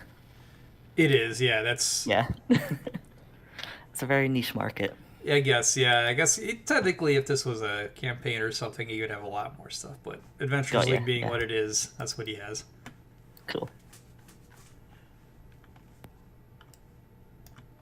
And I believe he is a character in the actual Icewind Dale campaign.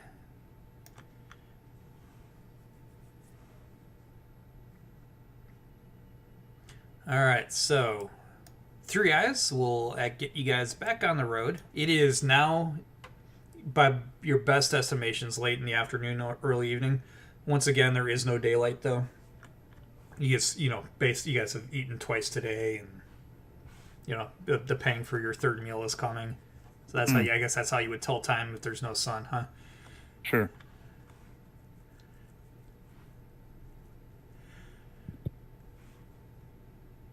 Okay. Off we go. Yeah, off you go to find this abandoned merchants.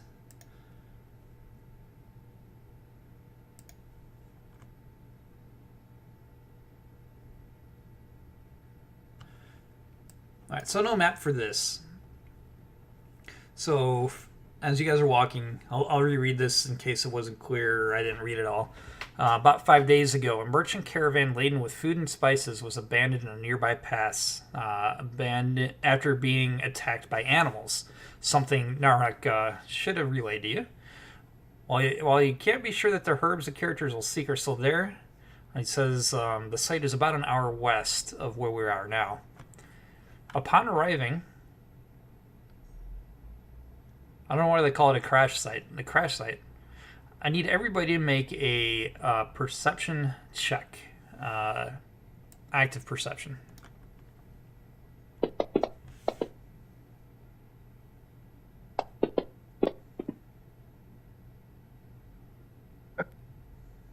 I got nothing but ones. Yeah. Did you want that in the tower, or I guess?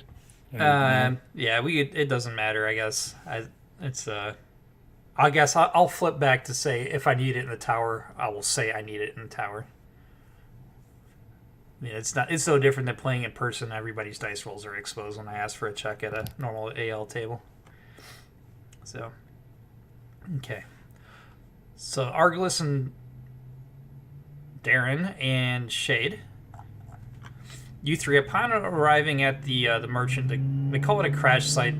Not sure why they call it a crash site in this adventure. It's just an abandoned wagon. You find a small wooden crate packed full of jars sitting in the snow. Some jars are labeled in common, indicating they contain dried elderberries, elderflower, and rose hips. Well, that's a stroke of luck. Does it seem slightly suspicious that this is just sitting here waiting for us? Do we search it for traps? Yeah, you're welcome to investigate. Those that think they may know something about the herbs may make a nature check.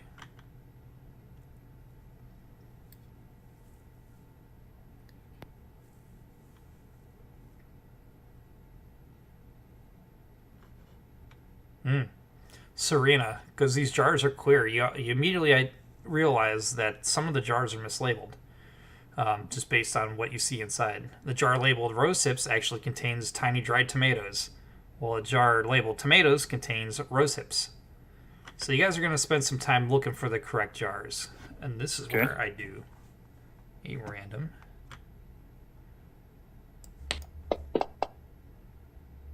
Okay. About an hour passes before you're able to find all the jars in the snow and get them sorted out. While you were doing this, nothing happens. No random encounter. Yay. Good.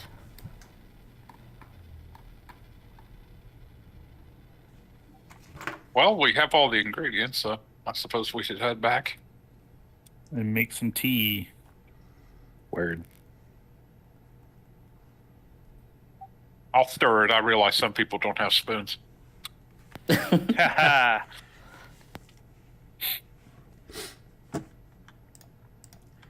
Oh, I just closed my Alpha 33 story. All right. So heading back to the cave. It's going to be very late afternoon, early night, maybe, when you get back.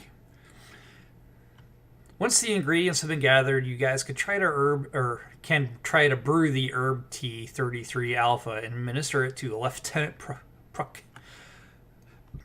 This will hopefully get him restored.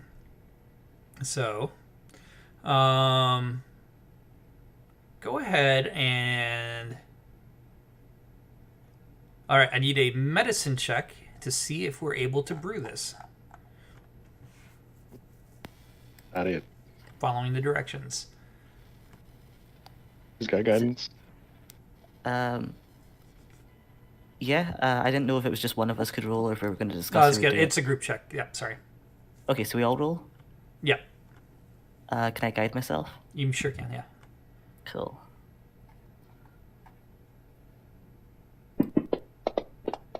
Ooh. Sorry, if you're proficient, you get to make it with advantage. I just read the entry.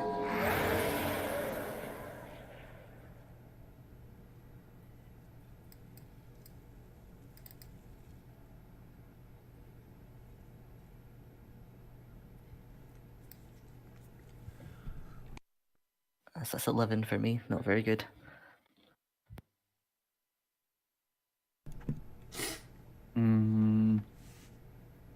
I think we want to succeed, so I'm going to use my inspiration. Well, I say Serena's got it. I was just kind of waiting to see if there was going to be one more roll. So don't burn your inspiration. Oh, all right. Yeah, sorry. I got no bonus and no proficiency. Yeah, so. but Serena brews the tea according to the plans.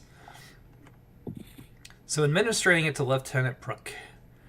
You cure all 5 levels of exhaustion. Wow. Yeah. Nice. Some of that tea. And the spell works like a greater restoration, so this guy is up and at 'em. I'd just like to note that I take out my magical quill and summon it and write down this recipe to a tea. As it turns out, this tea applies only to the gift, but if you ever run into him again, I suppose you'll have the ingredients.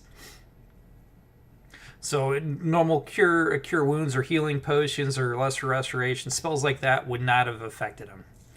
I'm going to give you guys some information, some story information. So Lieutenant Pruck is very grateful for you guys finding him and reviving him. You learn that he recently escaped captivity at the hands of a creature called a Nyogi. They are cruel slavers who travel across the plains on a death spider. It's a type of flying ship called a early Fezregal. I'll try my best to spell that out. 1 second, I'm going to type this out.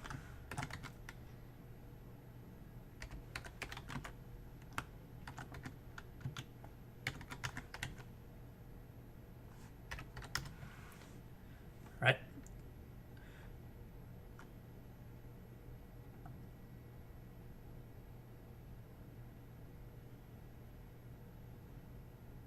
So, what do you guys know about gifts and Nyogi? Character? Not much. Personally, Character, lots. nothing. Yeah, same. Yeah, go ahead and give me a history check.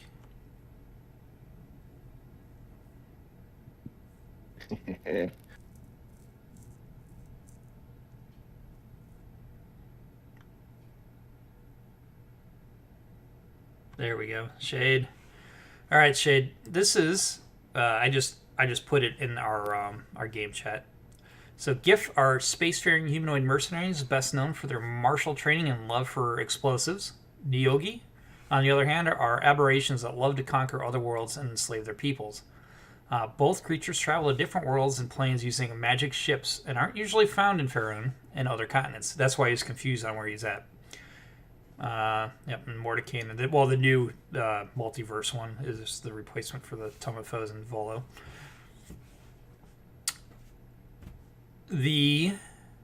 For now that I've said this, anybody want to do any other real life knowledge on this? Fill in some gaps for some story.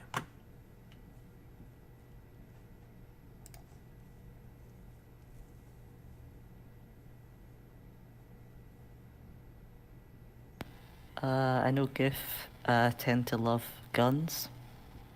Guns, bombs, all of it. Yeah, they're like, if you imagine a very stereotypical old-timey British guy with like a big musket. That's them. Yeah, I imagine like Praetorian.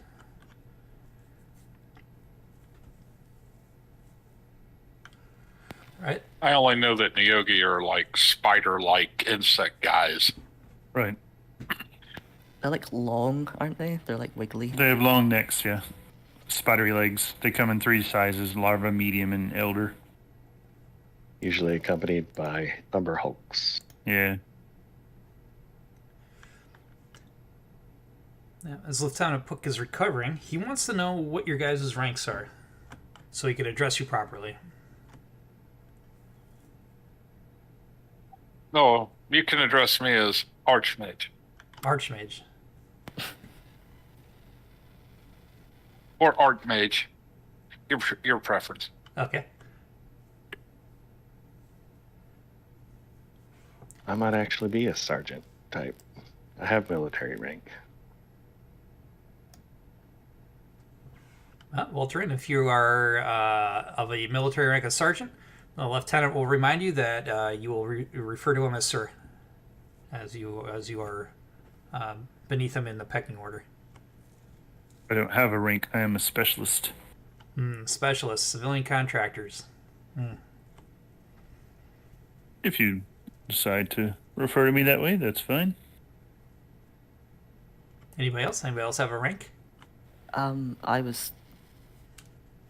mean, my crew doesn't exist anymore, but I was previously a 3rd mate on a ship. Navy scallywag.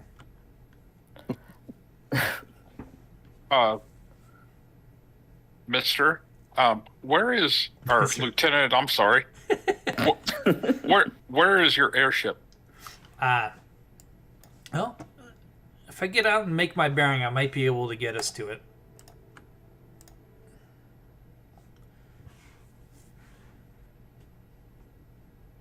It's getting quite late outside. Are you thinking we should go now, or would what little daylight we can get here be preferable? Well, I feel rested.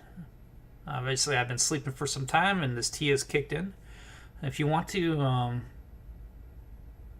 I guess he would poke his head outside, I guess, to kind of get his bearing. Don't know how he does it, but he knows that the Nyogi ship that he stole is to the west. Yeah, what's our chances of a snowstorm right now? Or in the immediate future? I will need a wilderness survival check.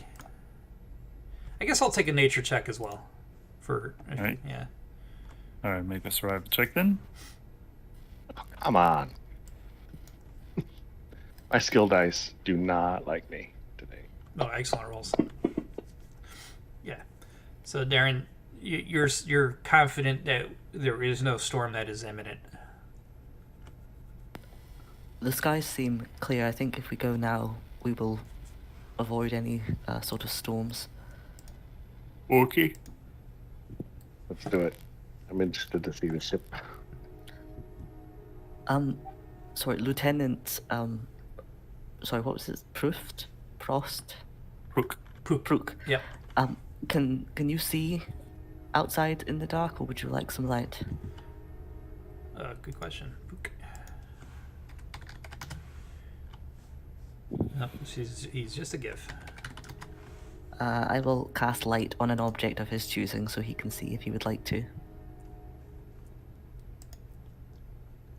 So GIF, yeah, they don't have any senses for dark vision or the like. Let me go ahead. I'm going to put Lieutenant Pook in here. Let me rename him from GIF to Lieutenant Pook. I call out for TikTok, and an owl lands on my shoulder. And it's a snowy owl.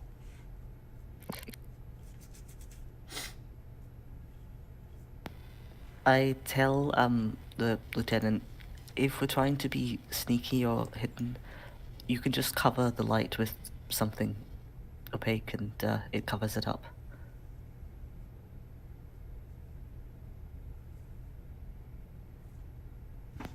Very well. You'll stick it in the snow and then it goes out.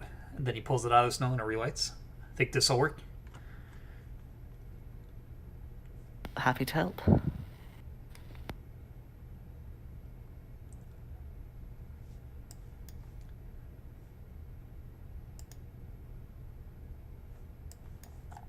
When we're outside, I'm gonna use my owl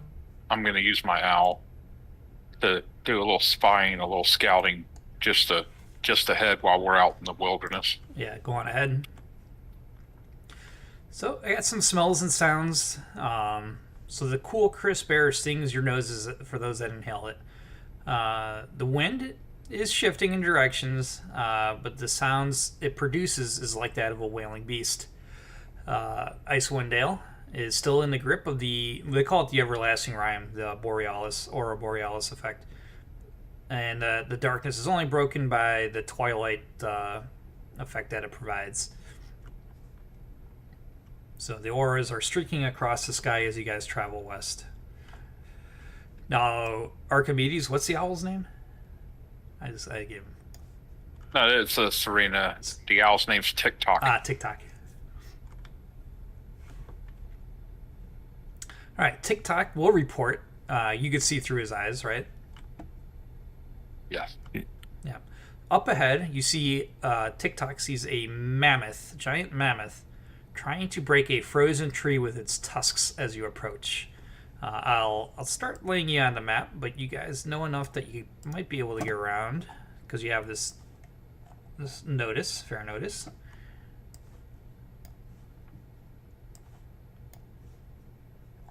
I'm slowly getting you guys on a map before I share it, and I understand you don't have to be as close as I'm going to get you on it, because why be this close when you could be a half mile away with TikTok looking.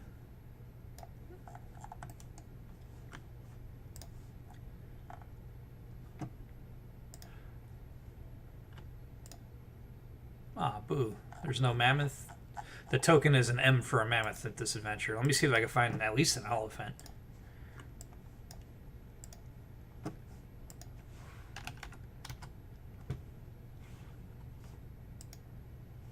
Oh yeah, here's a mammoth.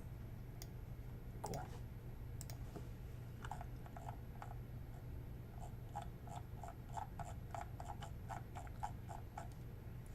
Okay, I'll put these fighting in this tree. All right, here comes the map. You're not going to be, less than 50 feet from them. This I understand. I just want you guys to see what the owl sees. And why not? Let's make it a dusting of snow while we're at it. So, you guys are far to the south, or I guess it gets east, but as you guys are traveling west. But I just want to give you the opportunity to see what TikTok sees. Everybody has this on their map? Yep. Now, I'll relate to the party what I'm seeing. Yeah. Now, this is something you get around, but it'll add time. I don't want to fight a mammoth. Is there something in the tree that it's trying to get? Why is it hitting a tree? Aha. Well, I guess we use the owl's perception, right? So let me give you an owl on your character sheet, and then let me add it to the cohorts. This is Serena, right? Yes. Where is Serena? There we go. Owl. Owl. Monster manual owl. Okay, and then on your character sheet to the combat tracker, and then from the combat tracker to the the sheet. But okay, so we have an owl right now. Let me go ahead and I like cleaning up and making real tokens, not the letter tokens that Fancy runs defaults to sometimes.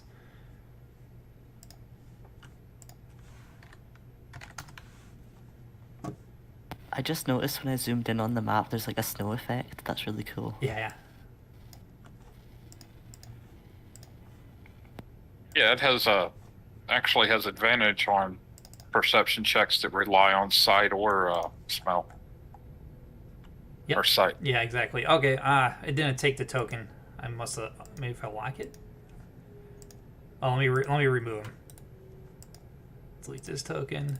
Delete, and then I'm gonna go ahead. I'm OCD about the I like things looking cool.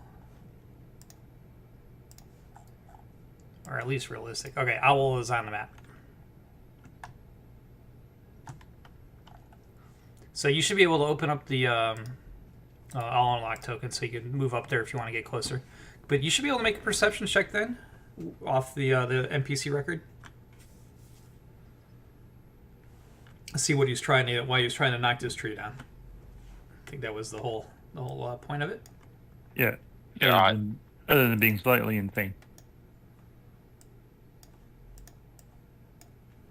I don't know how to make a perception check off of him. Are you able to open the record? Yeah, I see the owl and its senses and all this, but yeah. So yeah. Okay, I got it. You see the skills line? Yeah, you just double click the perception +3. Oh, geez, Luis. Okay. All right. Hold on, he's got an advantage. Do I need to roll it? You can if you take your hit at 20. It can only improve by 1. Oh. All right, so we'll take +3. You got a 19, so you got a 22. All right, so in the tree, I close this.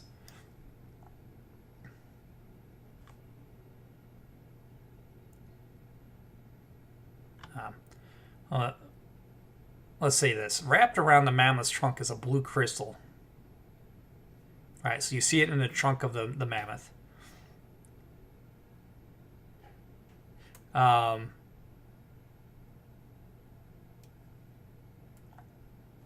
What he's trying to knock out of the tree, though, is there's like some nuts. He's just trying to knock food out of the tree. He's just shaking them loose so they're falling to the ground. We like this at a party. It looks like he's just trying to get some food. There is some weird blue crystal on it, but nothing too out of the ordinary, I guess.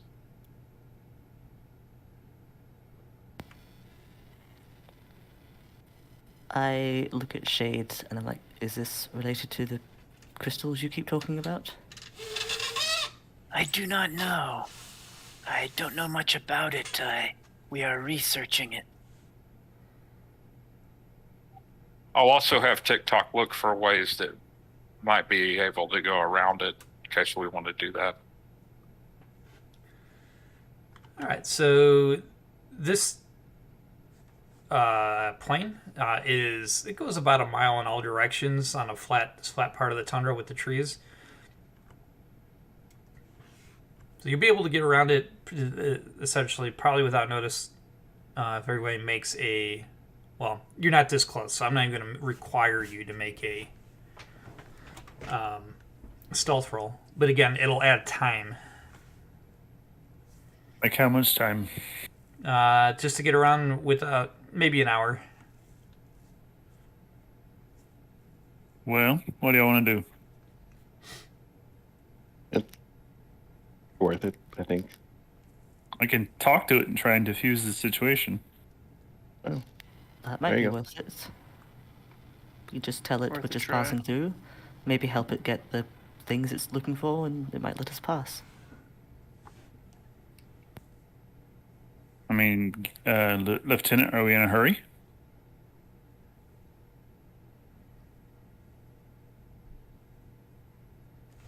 Oh, that's me. Nope, we are not in a hurry. As long as this weather holds, I suppose. All right. Do we think the weather will change in an hour? I'll need a new nature or survival check. Let's have a go.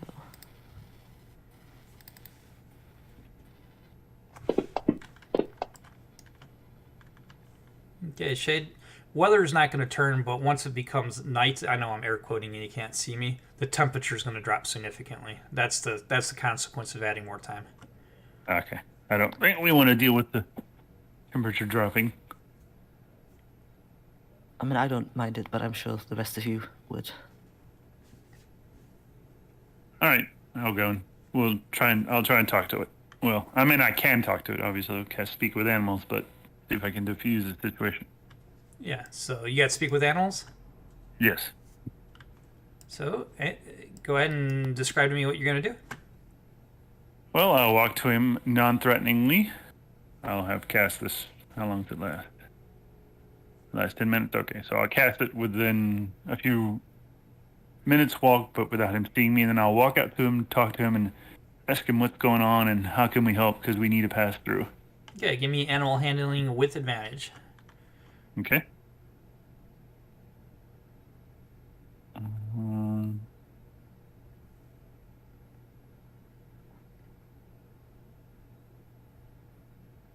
Excellent. All right.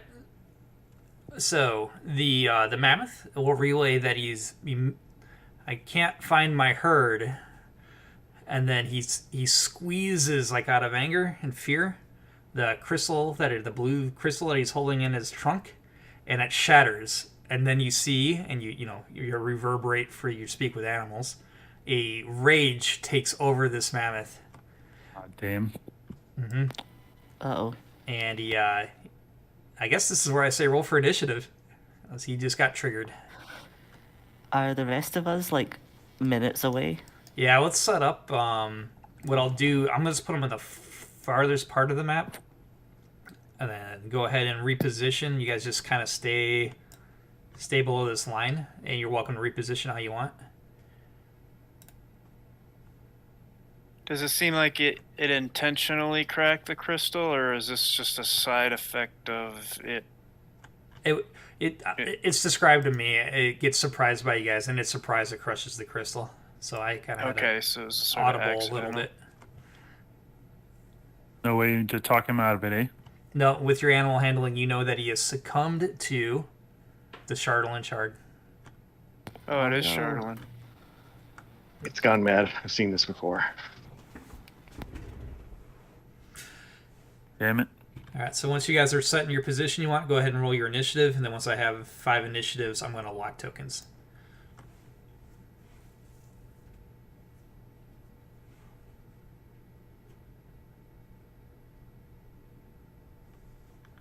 Okay, 5, locking tokens. Dropping that. All right, combat is about to commence. As it's about to commence, you hear the howl of wolves in the distance, and they are getting closer. Go ahead, Voltrin. Move out here in front. All right, 30, approved. And then prepare. What's the correct word to use? Ready in action? Ready in action. Yep, is that ready an attack? Yeah. Okay. And next button. Lieutenant Book. Big game hunting. I love it. And he readies his musket, and he's going to go ahead and move up here. Let's see what the range of this thing is. 40 feet. Let's target the mammoth. That's 70, so is that... Disadvantage, yeah? Yeah, disadvantage. And musket attack.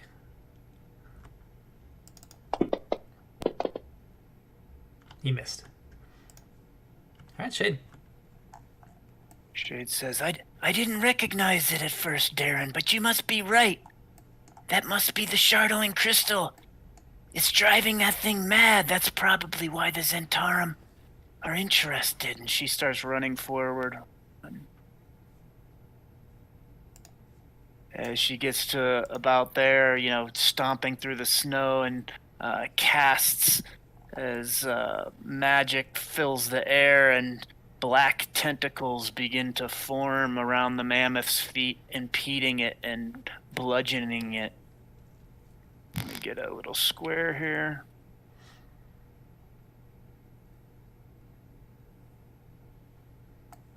And it's Avard's black tentacles. Oh, cool. It's waving up out of the ground. And let me do a roll.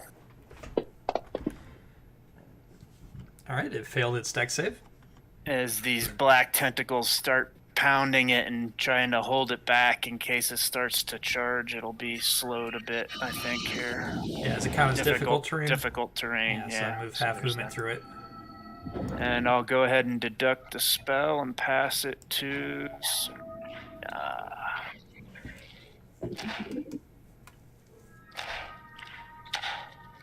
Okay, Serena. That's a long spell sound effect. It's actually restrained, not just difficult terrain. Restrain. Okay. Oh, I'll make my move. Yeah, I'm gonna check on Shade's the spell, Black Tentacles.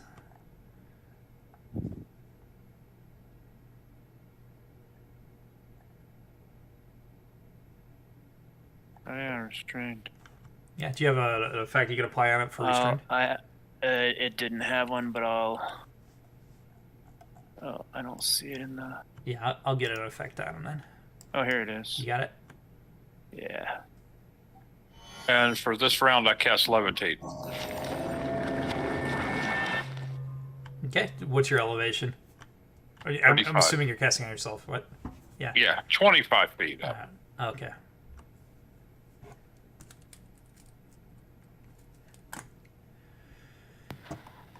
Okay, seeing that this is turning into a fight, Darren's gonna run up 30 feet.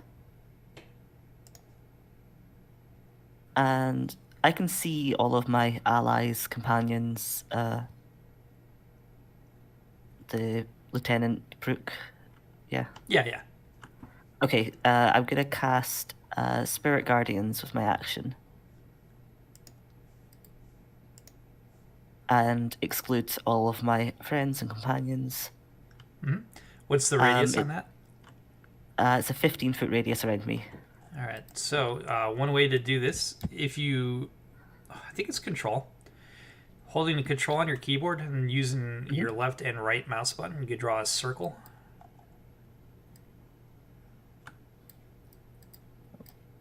Oh, there we go. Oh, Yeah, you may have to maybe draw it off your token, and then you can recenter it over it. That way you're not fighting it. Is that 15? Yeah. There you go. And then There we just go. center it over yourself, and so everything in there is Spirit Guardian. Yep. And then with my bonus action,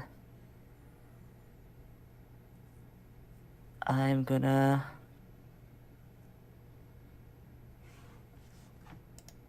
just give Voltaren another little boost forward. If he wants to accept it, he can refuse to accept it if he doesn't want it.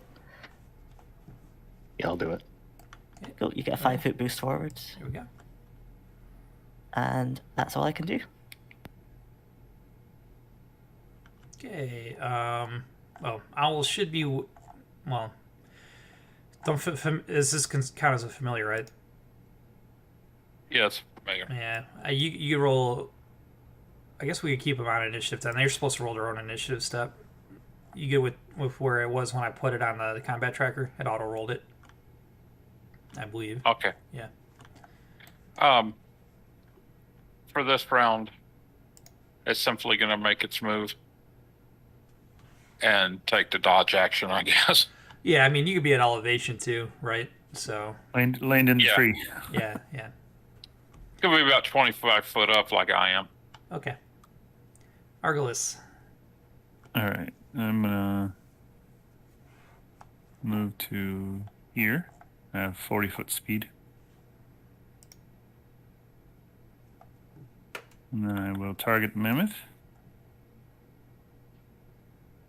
You should have talked to me. Shouldn't have gone this way.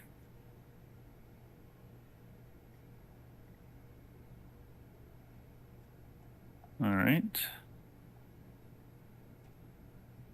And I will make him my favorite foe, because this might take a while. Yeah. Shoot him once, and since he's restrained, I have advantage.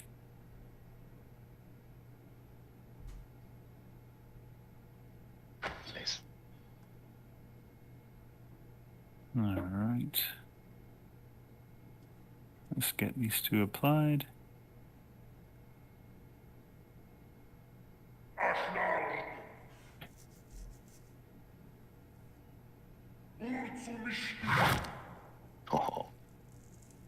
Or 1. And then I'll shoot him again. Mm-hmm.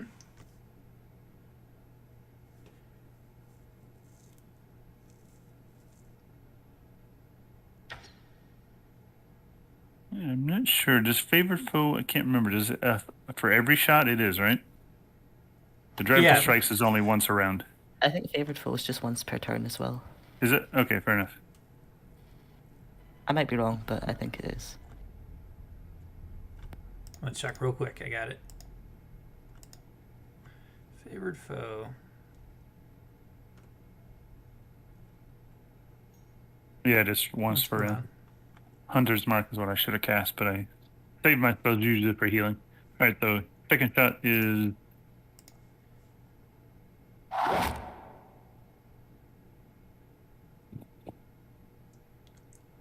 Okay, I'm done. I like that, Darren. Alright, Arglist. Passing my turn to Ye Mammoth. Now, Mammoth, can he break out of the restraint on a strength check? If so, what's my DC?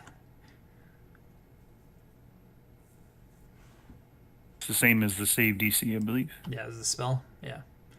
But he takes, since he starts restrained, he takes another 3d6 bludgeoning. Yeah, he's starting in it. Starting his turn in the... So, go ahead and apply that.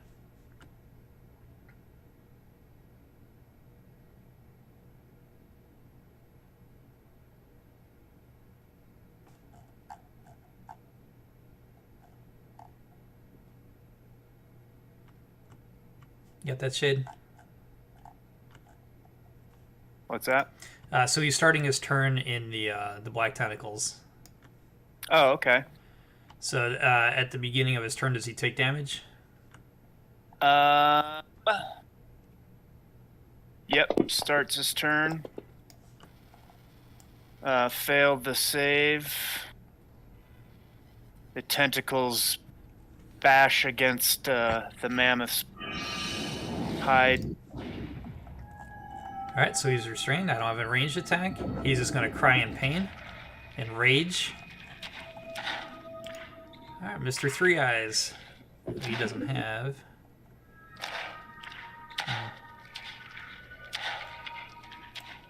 He'll be ready. He's just going to step up. Gets over here. And then, Book, that would have been on Serena's turn. But you go ahead and move Book. I'm going to set it to 12. Yeah. I didn't bother to moving. Yeah. I won't move him for this fight. Okay. All right, so it looks like we're starting round 2. The Howl. I think there's something wrong with my damage. It looks like it's added braces of armory to me, archer to me twice. Arglist. Maybe I did that to myself. Let me take a look. Effects. Braces of archery. You have your fighting style archery. Oh yeah, you have 2 braces of archery. I'm going to delete one. So he should have 4 less damage. Okay.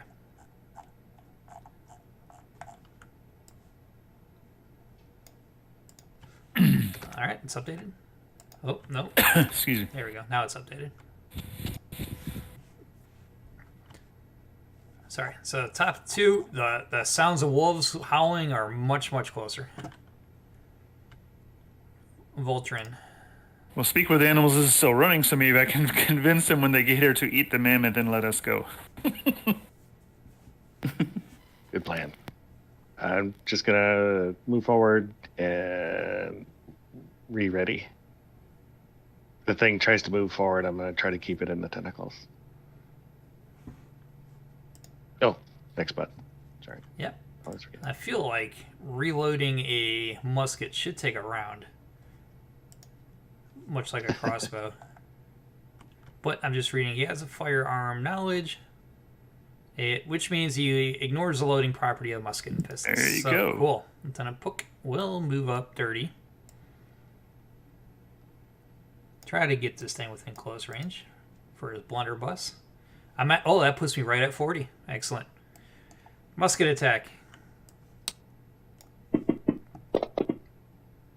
Miss. Shade. Maintaining concentration on the tentacles despite the cold causing her mind to wander, she then calls upon her necromancy to grab the mammoth with a skeletal hand.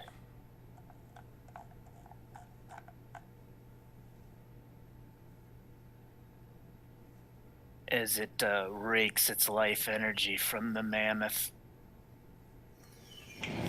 And she moves a little bit closer to inspect its current state.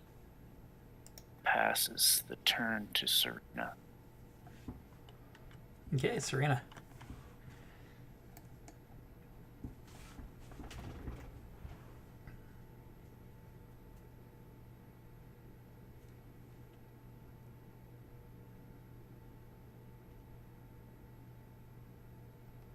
Got a firebolt attack on the mammoth. Is a hit.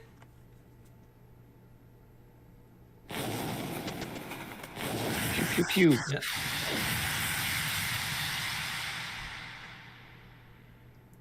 All right, Darren. Gonna keep on. Moving up. Another 30 feet. Take my whirlpool with me. Yep. Still not quite in range of the mammoth, and oh shit! I forgot. I didn't. There you go. You wanted that approved, right? That's from your earlier. I'm sorry. Go ahead, Darren. trying to decide if it's worth. Yeah, I think it's worth. I'm going to use my action to dash and move 5, 10, 15.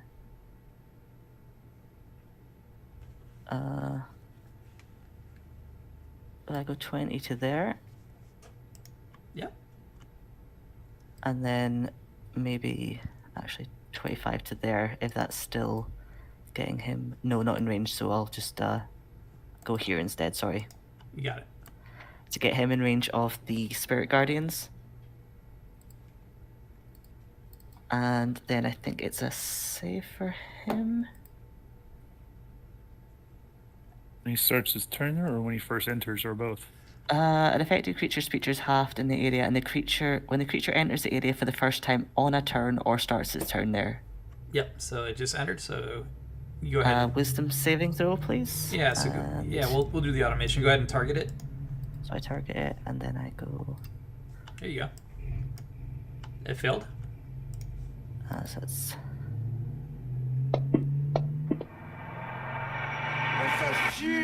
Oh. Oh, did that hurt me as well? You did the damage to yourself. Oh, I'm sorry. That's all right. We'll clean that up. So I owe you. I thought I targeted the mammoth. That should have been 15 radiant damage to the mammoth. Yeah, I got it corrected to the I cleaned you up. I added it to him. Thank you. Sorry about that. Don't worry.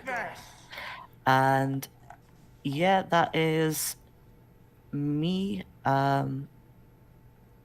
Fultaran, do you want to be closer? Nope. Nope. Well, okay, then. Now that you've moved over there, I guess so. Yeah, I'll take it. Yeah, you can get pulled 5 feet towards me, forward to like. Yep, gotcha. Move up. Took a little step. Yep, that's me. Okay, Book and Owl. Maybe I'll make Book 13 just so it's on top of Serena in this step because it's doing it as a dexterity split. You're welcome to move Book, and it's also Owl's turn. Well, I can only move Book when I use a bonus action. I just forgot. I see. Yeah, I have him so he's paired with you now, so I'll help remind you. I guess then Owl. Owl's moving up, as I see. Yeah, I thought I skipped. Okay. Whoop, whoop, whoop. What is this? Uh-oh. Alright, some wolves start coming out of the woods to the west. They're licking their chops. They see the mammoth and they think it looks pretty nice. However, it is also standing in some crazy tentacle thing and Spirit Guardian is going to want. They may not want to have anything to do with it. I gotta get the other two down.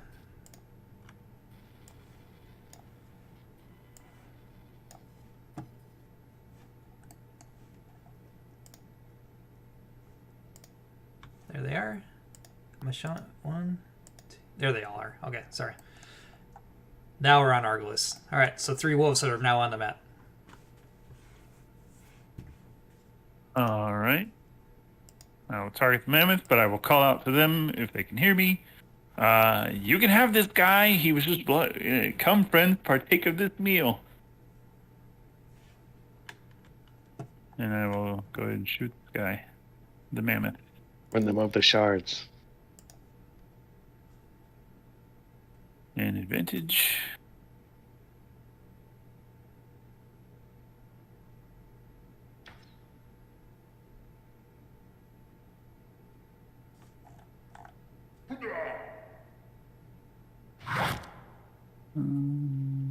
Did it not apply the favored foe? It didn't. No, it did not. Yeah, you could toss that. Was it a D6? And I'll add it. 2 more. Got it. All right. Then second shot.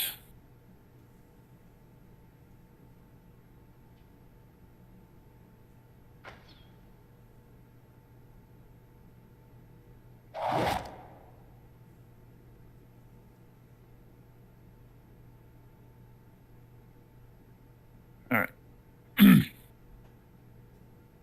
Then I'm done. All right, Mammoth is starting its turn, not just in the Spirit Guardians, but the tentacles. That's what I want to call them. What is them? Whatchamacallits? So both of you? All right.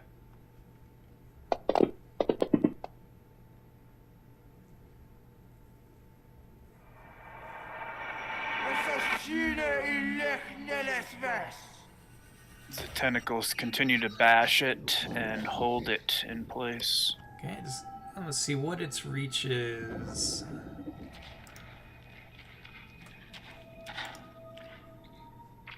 I'm going to go ahead. I'm going to say Darren's clear of it. You are dangerously close. Yeah. Playing a dangerous game to get these Spirit Guardians in there. All right. Narek, seeing these 3 coming, he's going to run over here. And I think Eric, don't attack him. Let him have the mammoth carcass. Yeah, well, he is going to prep by just giving himself a flame blade again. Just in case. He needs a bonus damage. Otherwise, all he has is a club. Mm-hmm. Okay. All right, Voltron.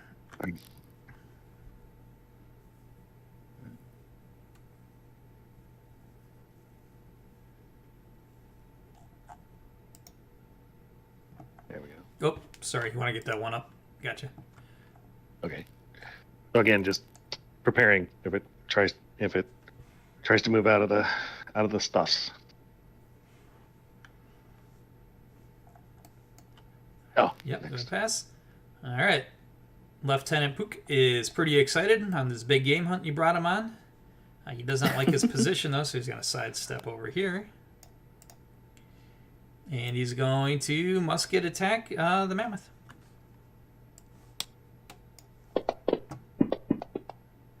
Hits. Man, it's so nice that it's restrained.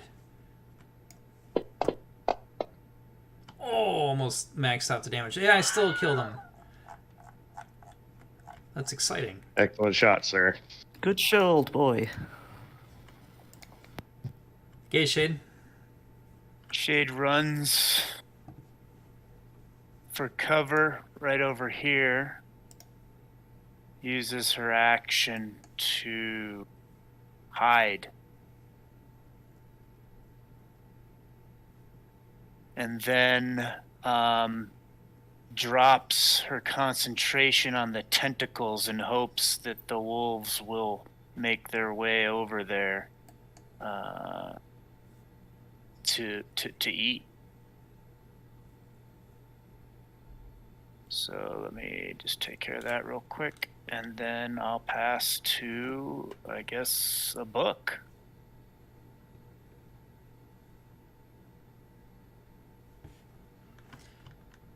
All right, book and Serena. Okay. Okay, that's a bonus. Is that movement? There we go.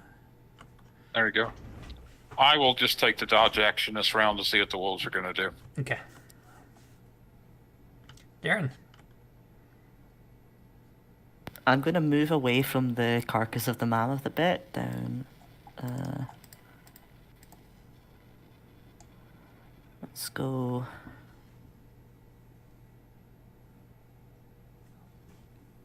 Here.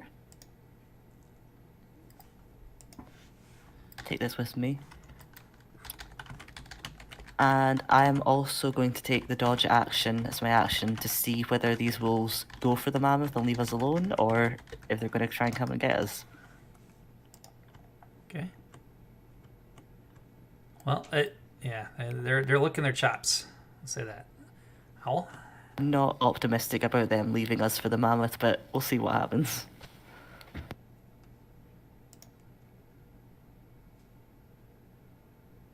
Winterwolf. All right. Nobody's done anything other than leave a carcass, so I guess they're attacking. Number 1 is going to step into it. Go ahead and do your thing. Is there a way to set disadvantage on myself for the automation, or? Disadvantage? How are you getting disadvantage? Because I'm dodging for when it attacks me. I'm presuming it's about to attack me. It is, yeah.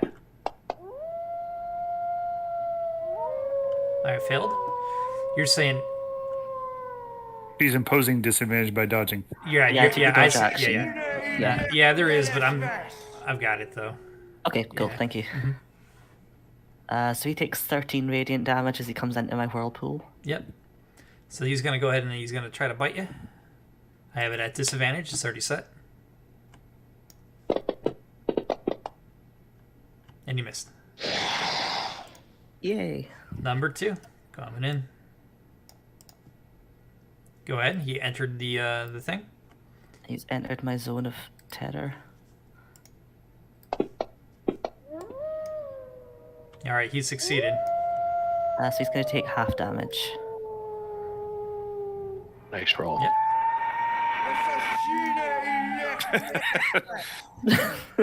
Wolves are going crazy.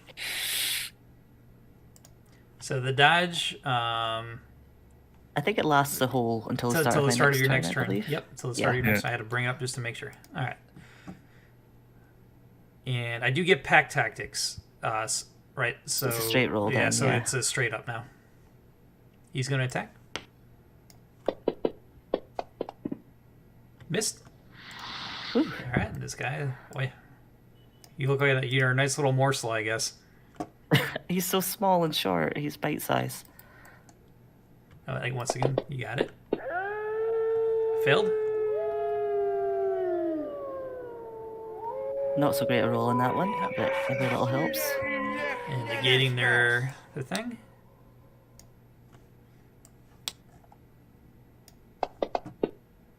And I did get a hit. Can I try and use shield and see if that fixes it? Sure thing. What did I get? Go ahead. Your armor class goes up. How much? By 5 to 24. Yep, he missed. Amazing. All right, Arglist. Okay, you didn't listen. The hungry rarely do. Well, I mean, there's free food over there. Why are they gonna fight something that fights back? I'm just so tempting. Yeah, they're hunters. Yeah, mechanically, I needed a animal handling check. Or something. Well, you didn't tell me I could make such. Well, you can only make a skill check on your turn in combat. Okay. Fair enough. Yeah. You could do it now. Nothing. You want animal handling or persuasion or Yeah, any of that? animal handling. Unless you could speak with animals, they don't know Yeah. common. But yeah. yeah, I cast the speak with animals. Yeah, then you can speak. spell. So then you can do a persuasion or animal. It's purely up to you how you want to convince them to to sate their hunger on a carcass instead of Daedalus. Or not Daedalus, sorry, Darren. I will do that. Does it still have the otherworldly glamour applied to me? I guess it doesn't. It's +2 on my persuasion check. Yeah, go ahead and just hit the +2. All right. And I will use my inspiration on this. So I don't really want to slog it out with 3 wolves. Oh, yeah. Advantage, yeah. Okay. So burn your inspiration. Yep.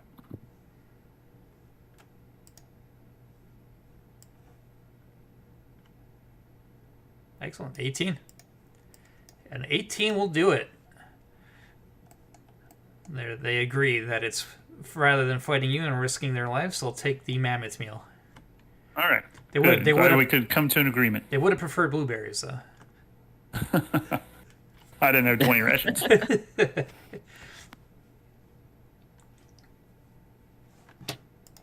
Had we killed the mammoth first, then we would have had 20 rations.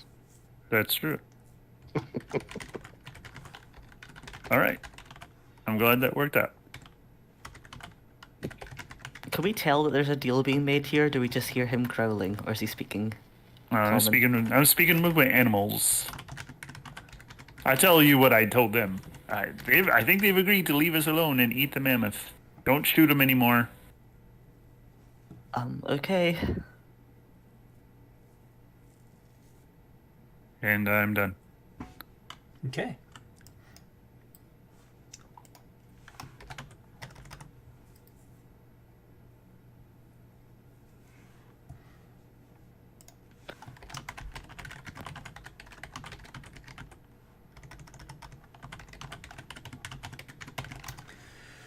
All right, so you're going to be able to get out of combat, so I'll unlock tokens.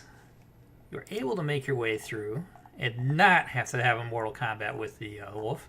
That poor mammoth didn't stand a chance once he got into the grips of the tentacles. Right. I'm going to close this map. I don't need it as the DM anymore. Okay. And for those that search the area, we could clean this up. There's nothing to find here. Is there anything left of the crystal the mammoth had, or did it completely shatter when he crushed it? Nah, it's shattered and infused, so no more Chardolin. Don't know what's going to happen to those wolves if they eat that meat, but that's for another time. Oh, yeah. That's for another time. You guys will be able to avoid adventure that combat. Some Charlatan infused wolf. It's good for you.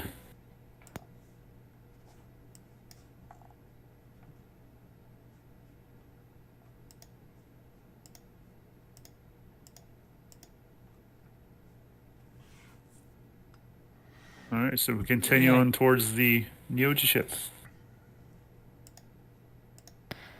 Yep, I don't think anyone got too hurt Oh, that's pretty good. that combat, so we're all looking quite good.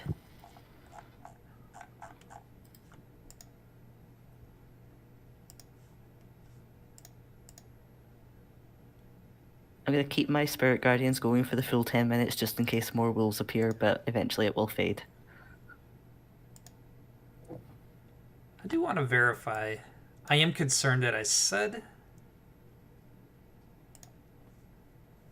I was looking at the end of the adventure. Okay, no, there was no story reward or anything for the blue crystal. I just wanted to make sure. Sometimes I misunderstand what the intent was. But no, it was used by the mammoth. There was no character rewards in this adventure that say blue crystal. All right, so moving on. Lieutenant Pook thinks you guys are close. Continuing west, you guys arrive at the foot of a pair of mountains. Lieutenant Prook will tell you all that the Nayogi ship is nestled somewhere within the valley. Let me get the map prepped. The Twin Mountain map. So you came here on their ship? Yeah, he stole their ship to escape. Oh, okay. And they presumably want it back. Well, it's in pieces now, I bet. Yeah, but they chased him through the plains. This is where he ended up crashing. Doesn't know if they followed him through this or not. We like snow effects, right? Yeah, go for it. Okay. And I'm going to start transferring you all over this new map. Well, I closed my combat tracker. for what it's worth. You guys did pretty good on that one. Burned some spells, but nobody got hurt. Taking the bad guys off. Owl, Darren, Serena. Once I get you in, I'll do the same thing. I'll let you guys readjust your marching order under a line. Imagine if we'd all taken a sidekick as well. That would be like the longest initiative ever.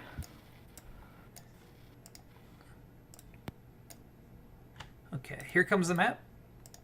If I miss somebody, let me know. But go ahead and readjust. Just stay south of that line.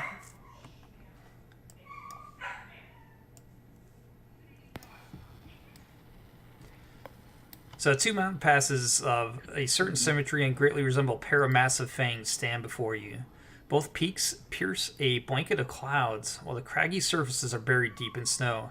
There are many hidden paths around here that you can see.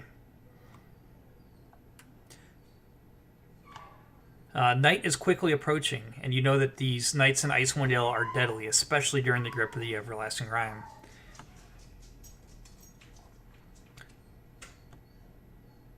Maybe there's a cave nearby. Yeah, Lieutenant Prook is going to advise you guys with the onset of this cold and near sunset that it might be a good idea to reconnoiter the area surrounding and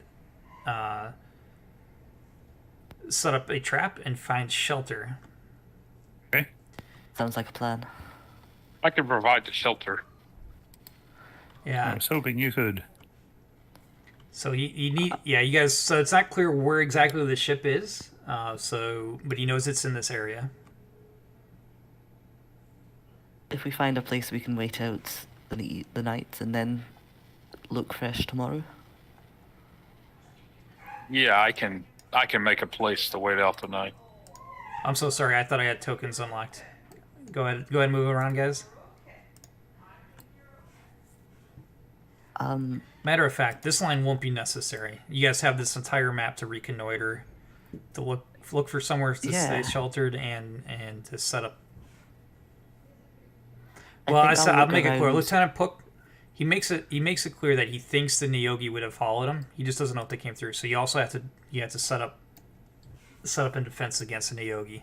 Should they? Yeah, I want to look for like a cave or an inlet or somewhere that looks like it's got a safe like back wall where we could defend only from one side rather than being approached from any angle. I think Serena's got a spell that'll cover it. Yeah. Are you going to put up a hut? Yeah. Okay, we're good. Let's just do it. Yeah. Put a Liam's tiny hut hut. up in the middle of everywhere. Like, could we not be surrounded? And then in the morning when it comes down, they'll be right there.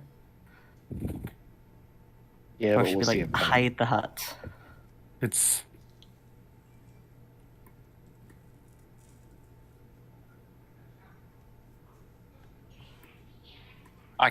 We can put it up against one of these walls on the ridge. Yeah, maybe just like tuck it back a little.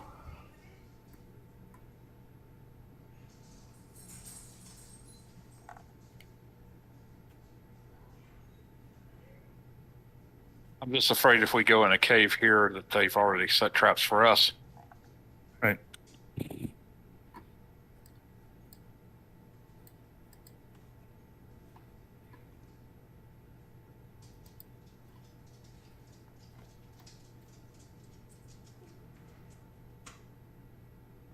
So it looks like you guys are kind of moving to the west. So now you guys kind of talked it out. Give me a survival check to see if you guys find a good spot. The strength of the check is just going to be how good it is, not that you actually found it.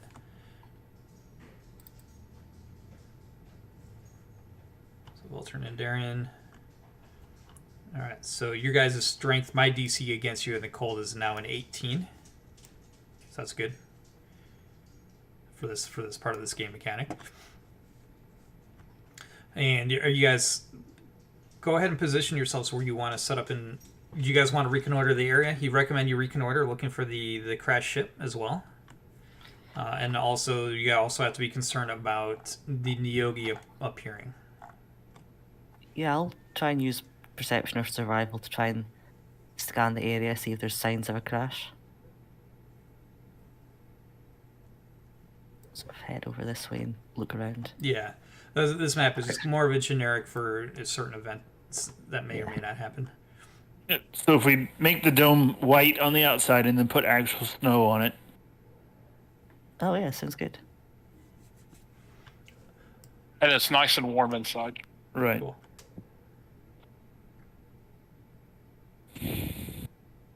We can I'll put have- up a, Let the bird recon. Yeah. Yeah, So- I'm going to have the Pitcock recon the area with Darren, Yep, yeah. providing the help action when needed. Ooh, I didn't put, awesome. I didn't put Thank you. Pook on the map. Okay, so Lieutenant Pook and Narek are going to be in the hut, I suppose. Lieutenant Pook is looking exhausted again. He is not used to this kind of cold, no matter how much clothing you give him. I think we're all going to pile in the tent at some point. Yeah, I'm gonna take a quick look around and then join yous with the owl. Should I roll for that or?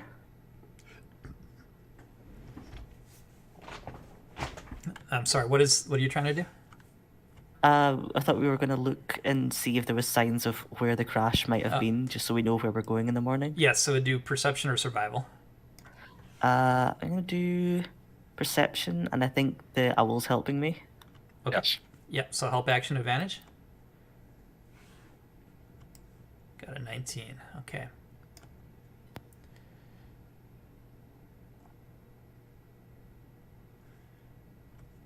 So you see it in a distance, the crash site. However, I'm going to have you kind of reporting back to the group. There is a patrol coming this way of... What are these things? This is such an interesting... Okay, so this is What, just choose your own adventure. So coming up the pass here, as you're scouting and you see it, is what appears to be a living blade. So a great sword is just, I guess, hovering and walking up here. That's the best way to describe it. Living spell. Mm-hmm. I will cast message and send that back to whoever's closest. When I point in that direction, it'd probably be Argolis. I jumped in the tent. It was getting too cold for me. This is interesting. Oh, it won't go through the tent then. Yeah, it can't. Yeah. Nope. The sword Yeah. can't attack through the tent either, so. Yeah, so the visible port. This is gonna, I guess, be reported by the owl. The visible portion of this blade looks like a window to space with blinking stars shifting slowly in different directions. There are Oh, three sluggish green tentacles that protrude from one end of the blade, acting as its its guard on the grip and using the other two to walk. I wish I had an image of this. Is it alone or is it got? It's alone, but Minions with it. it's obviously walking in this direction. How far away at this point? I got a couple hundred feet max. Okay, yeah, I'm gonna scamper back to the safety of this bubble.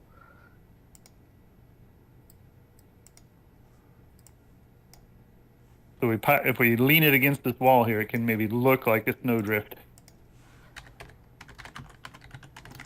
Not unbelievable, I hope. I don't know if you could see through the owl, but there's a really creepy thing coming. There's a Yeah. wow. I don't know. Here's an image. Let me un-ID it so you don't know. It's just so hard to describe and visualize. Mm-hmm. It's like a hole shaped like a Like it's sword? yeah. Well, yeah. Yeah. The shape, but it's like more like a rend in the material plane, and you're looking into Got ya. yeah. Doc will keep a close eye on it to make sure that it's not going to be a bother. You're sure it can't get through this weird magic bowl? Oh, I'm certain. As certain as I ever am with magic, which is very certain.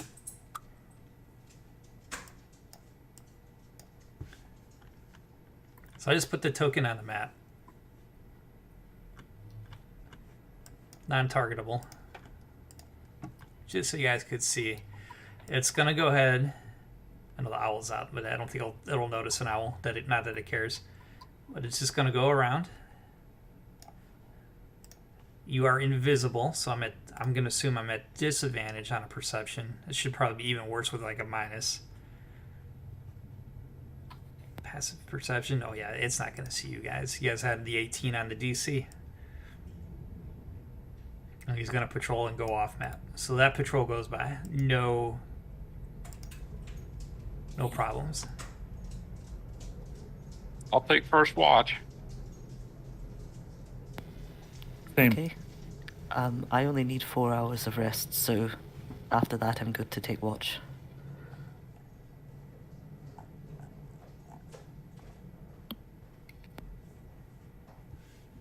Okay. Not gonna wake me up if something comes near. I hope.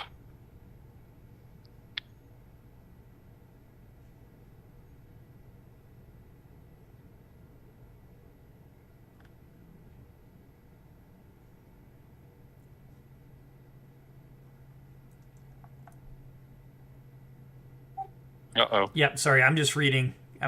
I'm here. Because you guys are doing something that's unexpected. I wasn't expecting a hut for you guys to have a long rest where you're totally hidden. No one expects the Spanish. Yeah. No one expects the Spanish Inquisition. Yeah. I'm just seeing how this is going to play out.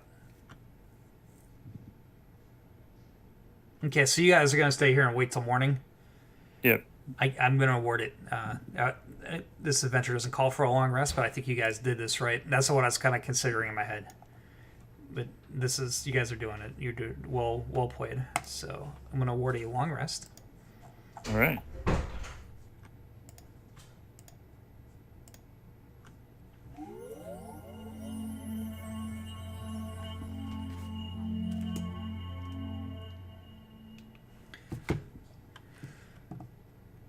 All right, but Lieutenant Pook in the morning will insist that you guys take the shortest route to the Nyogi ship. And Lead on, brother. in the morning. In the morning, while everyone's having breakfast, right before we're about to leave, I'm gonna, because I changed out a couple spells, gonna take 10 minutes to cast Water Walk on all of us, so we don't get bogged down by any thick snow. Oh, by the way, Shade, Yeah. I like the tentacle spell. Can I copy that? Oh, yeah, definitely. It's a good one. Okay. I copy that down and it takes 4 minutes.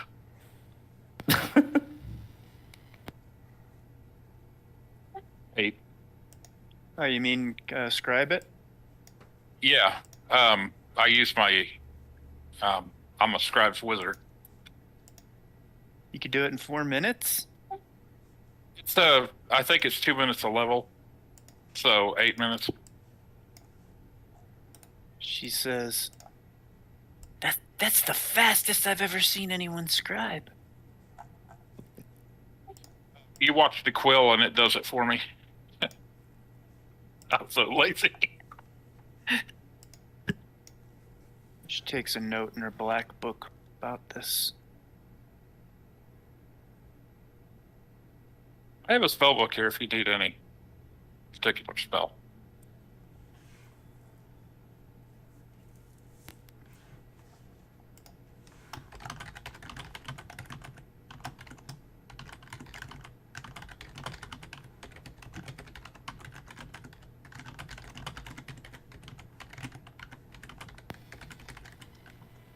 Okay, I think otherwise my spells are all pretty decent for the situation.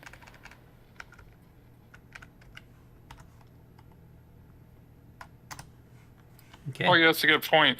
When we wake up in the morning, I cast a ritual, water breathing. Well, you guys are expecting some water, huh? No, I mean it's completely free. Water Walk works on snow as well, so it means like if it gets really thick, we won't be Won't be bogged down. sinking You can in just it, stand on yeah. top of it. Yeah. And if we melt enough of it, we won't drown. I forgot you all have to worry about that.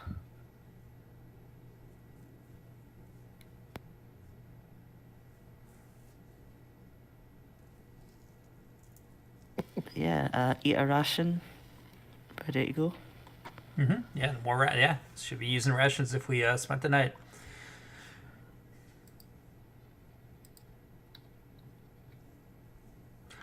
All right, so Lieutenant Pook, he's going to go to where you guys had pointed out where the crash was. There is a path toward the valley that makes an easy traverse down. He motions that you guys should follow him and start heading there. I got to be right back. You guys go ahead. Okay.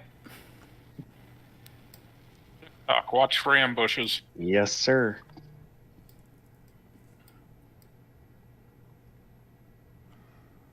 So give me. Are we trying to be sneaky? Yeah. We'll start with this. As you guys head down this path, it broadens to 40 feet wide. Anybody that wants to make an investigation check could kind of get some more ideas about what you're walking into.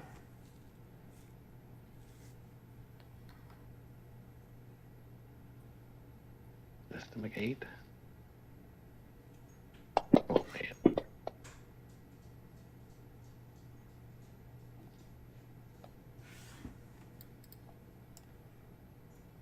All right, Shade, Darren, you guys got excellent rolls. All right, so walking through, I'm going to share this map. I'm not going to put you on the token, you guys down. Just gives you some idea of what this pathway looks like. On either side, because you guys are walking through the valley, north and south, there are some rocks on the ridge lines that will provide some cover should you choose to descend into the valley, trying to go unnoticed.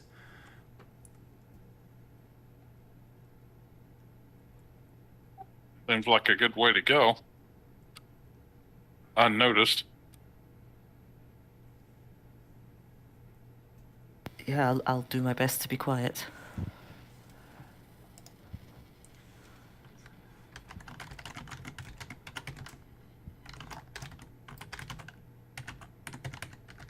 There we go.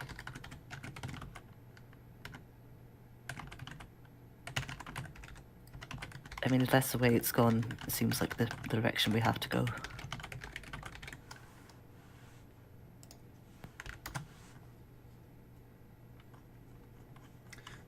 So heading in.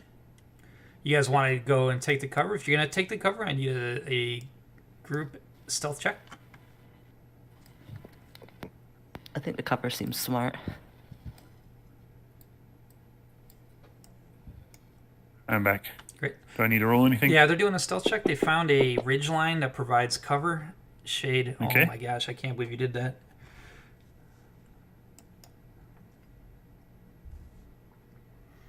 A stealth check? Yeah, stealth. Awesome. Not that it matters. Shade rolled I'm a glad 1. to not be the worst one this time. Yeah, Shade. So trying to get cover as you go through this valley, you cause one of these boulders to start rolling down, creating an avalanche. Any chance, you guys don't have to worry about, you guys are going to be hit by the avalanche because you're on the right side of it. Any chance of approaching this undetected is now gone. We should have tried sneaking in here with a marching band. Yeah. I think Darren just shrugs and goes, "Oh well, shame. Guess we're taking the loud approach." Yeah, so going He through, doesn't seem fussed. I'm going to get you guys now on this map. You guys are going to be going from, I guess, east to west. So I'm going to drop you on the far right side of the map. Serena. And I'll draw a You know line. that, Once I get you down, you guys could reposition yourselves. Just let me get you in. Pookie. Shade. Oh, he'd be really upset if we started calling him Pookie. Yeah. No, it's Sir or Lieutenant. Nobody outranks him, so you all had a chance to lie. I should have said I was a field marshal, but I don't think that outranks him either. I don't think Darren would have thought to lie. He's too honest. Okay, so I drew a line down. Let me unlock. Tokens are unlocked. Feel free to reposition. Let me know if you don't see your token. And as you reposition, you guys still free. As I do this, you're free to move about. 3 frost giants come to investigate what the sound was. Uh-oh. Once I get them down, you guys are welcome to roll for initiative. Once I get 6 initiatives, tokens are locked. 3 frost giants? I guess we're toast. Well, you'll see what they are. Whoa, that's such a good initiative for me.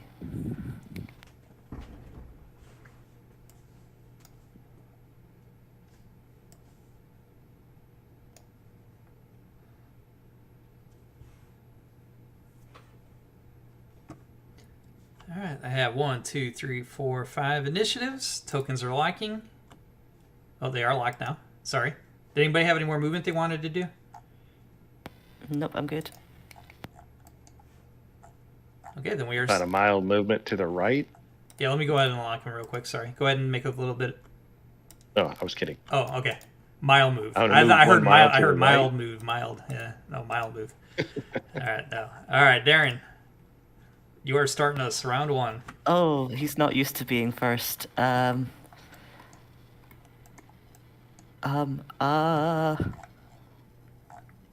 He's going to use a 3rd level spell slot to cast Bless on Argolis, Serena, himself, Voltaren, and Shade. Sorry, NPCs.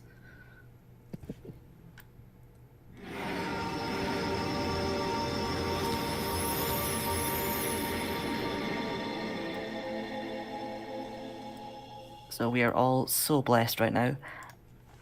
And then he's going to move 30 feet here to kind of take a little bit of cover behind this tree. And that's him for now.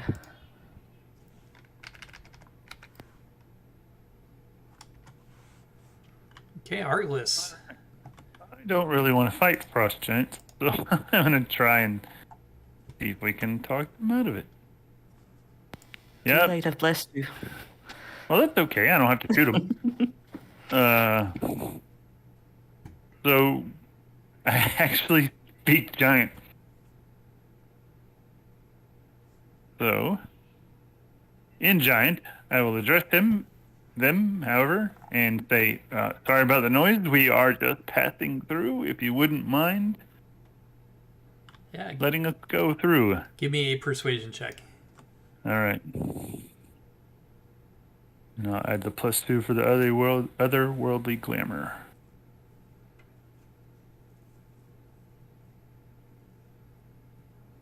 Awesome. Man. Nice. You're gonna hate me for this.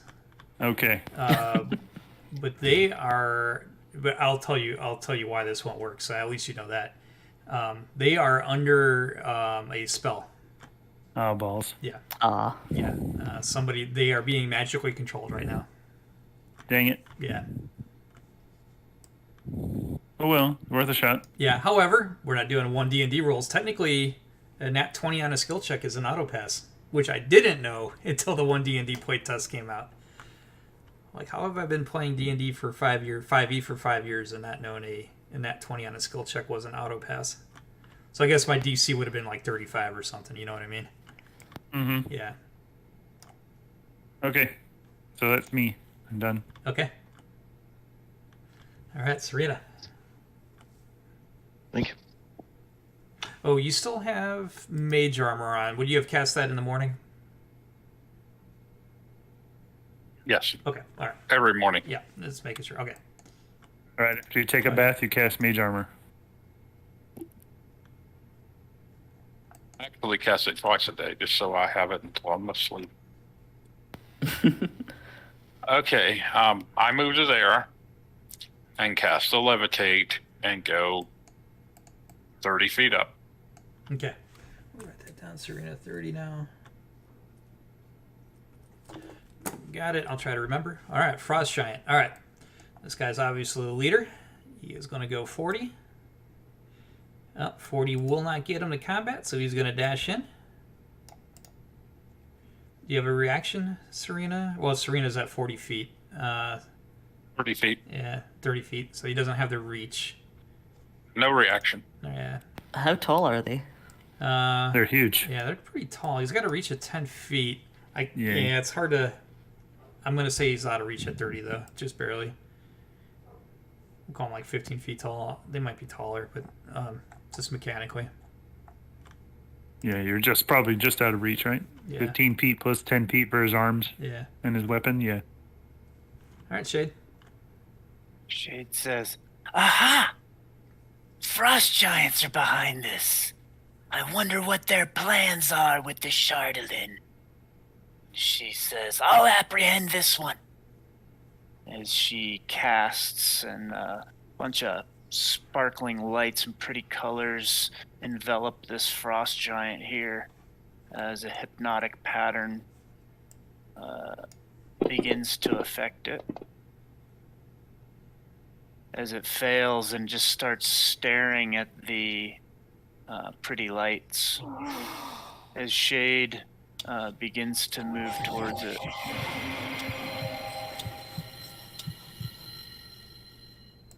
And then passes to Voltaren.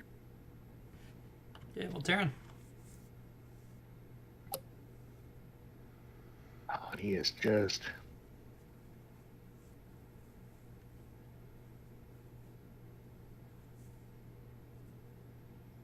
Oh, Okay. can get there.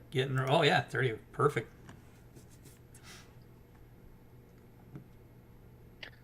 Start stabbing. Oh.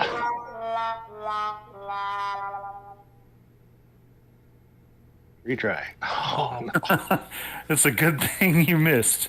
And then for I should say this. Remember, your inspiration is use it or lose it, and if you can tell by the time, we know it's a 4-hour adventure. Right. But it's before you roll, right? Yeah, it is before you roll. But that keep that in mind, everybody, for the rest of this combat. Oh yeah, Maybe- I always forget. Maybe you should advertise what that spell does, Jade. Yeah. I mean, the giant's just standing there staring into the sky. Yeah. Can they be slapped out of it? Sure, could Yeah. use some Vikings right now. I think that's what If- everybody if- needs to know. If Voltaren would have hit, he would have ended the spell. Yeah, I don't think Darren would recognize the spell to know not to hit this one without being told. We could say it's a free action. Say don't hit them. She says, I'll apprehend this one. All right. Frost Giant Servant 1. I'm just gonna reach down and pick up some detritus sitting on the ground and lob a rock at Shade. Oh, Lord. Wow, hit.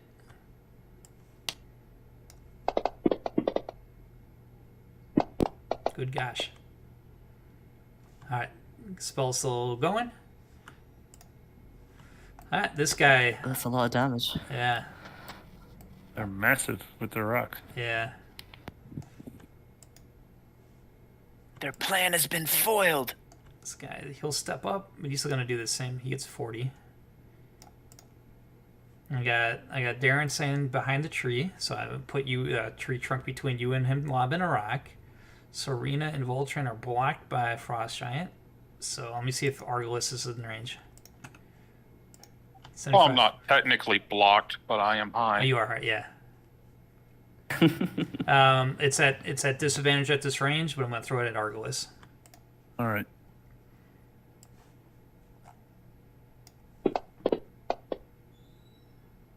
Missed. Ton of poop. Go, Poot, go. Oh, vile creatures! You guys bring me the best. He's gonna be he'll be at long range. So I'm just gonna kind of move up. Actually, he'll get a defensive position behind this tree trunk and level his musket. I had to dash to get there. So What did that other giant do? It's down in the corner. that one threw a Mash- rock. It missed, or it hit Shade with a rock. Yeah.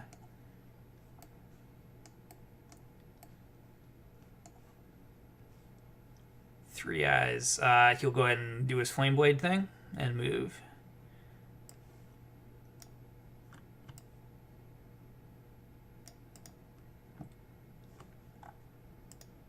Oh, Owl didn't get an initiative roll, and I forgot to set the book at Serena. I moved the book with me, but Yeah. yeah. Al has a very special job.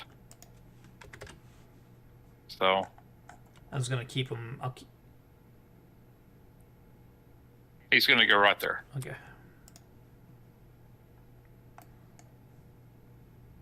Hey, Darren.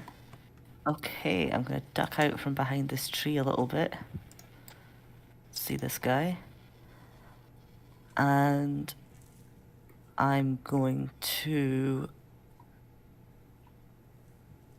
Oh, this might be a terrible idea, but let's see. I'm going to cast Shatter on the number 2, the one right ahead of me. Not the one that's charmed right now. So let's see.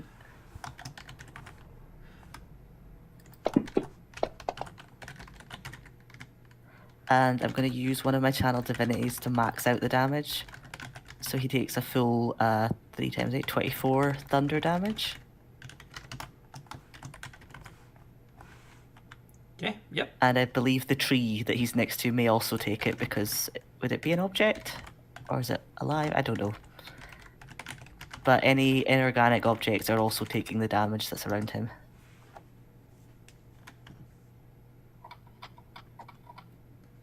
Alright, have you got a... There you go. Targeted? Yeah, but I don't know how to roll and have it automatically do max for the... Oh, it's max. What's the max damage? I'll just apply it then. 24, 3d8. 24 on Servant 2. Okay. Yeah. Shame I couldn't get more than one in there, but that'll do. And then I'm going to use my movement to duck back behind the tree. You got it. And focus on keeping my spell up. Okay, Argolis. Alright, I will target this guy here since he threw a rock at me.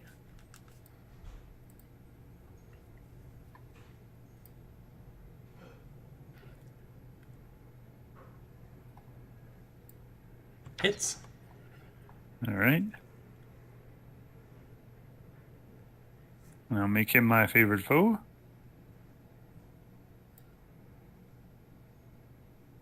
There you go. See the D6 is applied.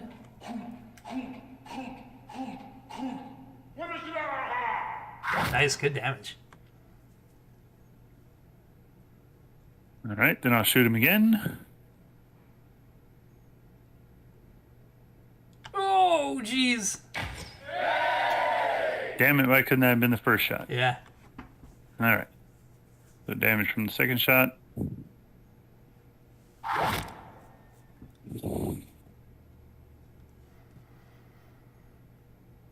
And I don't have any bonus actions to speak of, so done. Okay, Serena and book. And book. Okay. Bonus action, the book moves up there.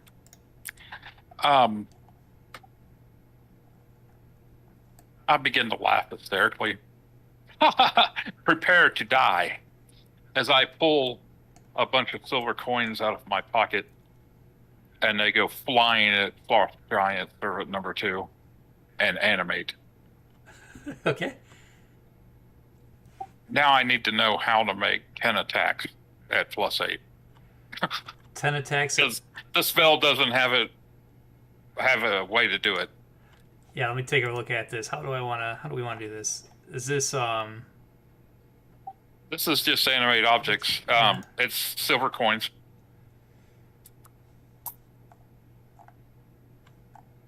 size? Tiny. Yeah, so I guess tiny, yeah. Boy, I'm gonna see. There was nothing. Have you looked in the Rob 2e stuff? No, I don't even know how to do that. Okay, yeah. Let me see if they got one program for it. Because rolling them one at a time is going to be a real that's gonna suck, pain. yeah. Spells. Let me load it real quick.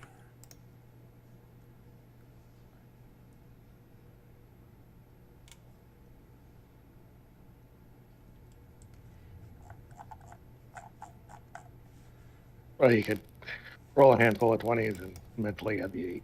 Yeah. Let's see. Spells, Greg.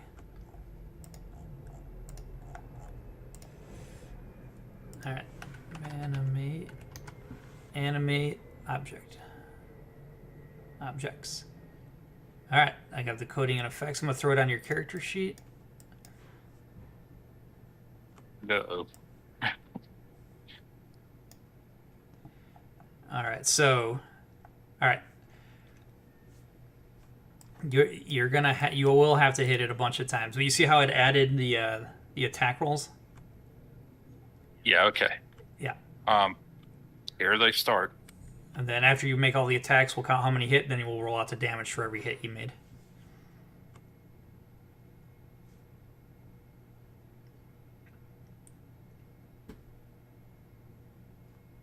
Two,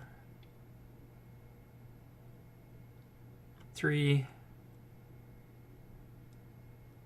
4, 5, 6, 7. They're as big as a house. It's hard to miss. 8. There you go. 8 and 9. So 9 hit. So this then rolled 9 damage on the skill for the tinies. I think that's a D4 plus 4.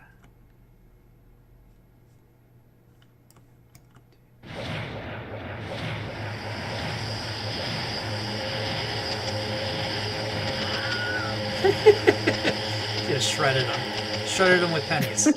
God. The coins start to spin around as they look for a new target. That's pretty neat.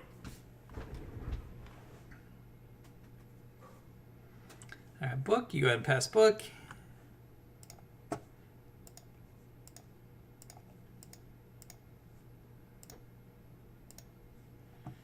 All right, this dude's incapacitated. Do I get to save it at my beginning of the turn or no? No. End of turn. Okay. Shade. Shade says, "Excellent. You're coming with me." And she starts to run around. Oops, sorry. Like behind the giant. She pulls out her dimensional shackles, brings them up to its wrists, and they start to expand, but they don't get quite large enough. She's like, "No!" and spins around. Sorry, I'm having a map issue here. She spins around and targets Servant 1 and makes a gesture as a skeletal hand reaches out and tries to rake at this one. And it hits.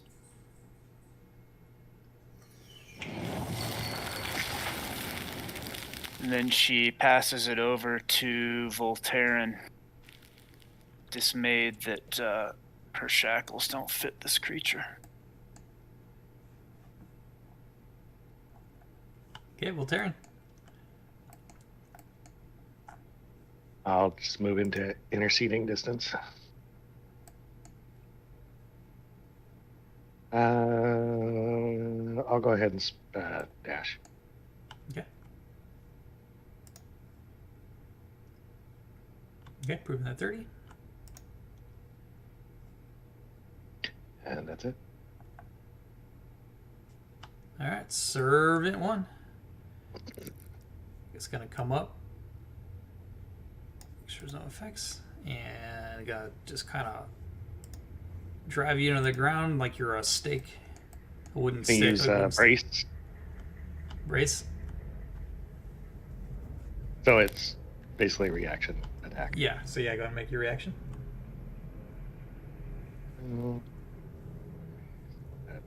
Damage, but not the attack. I didn't have him targeted, but It's a roll hit. 25. Yeah. Go ahead and target with the damage. Raise damage and attack damage. Poke. Well, I poked him first before he put me in the ground. That's right. All right. Swinging a club, two-handed.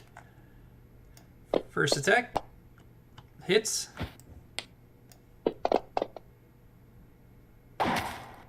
Second attack hits.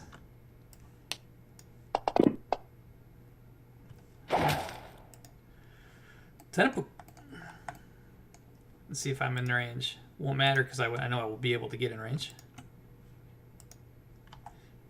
Maybe not. Move up 30. Where's 30? There. I'm still at 50 feet. Woof. And that musket, I think, was 40. Yeah, so I'm at disadvantage, but I'm going to shoot anyway.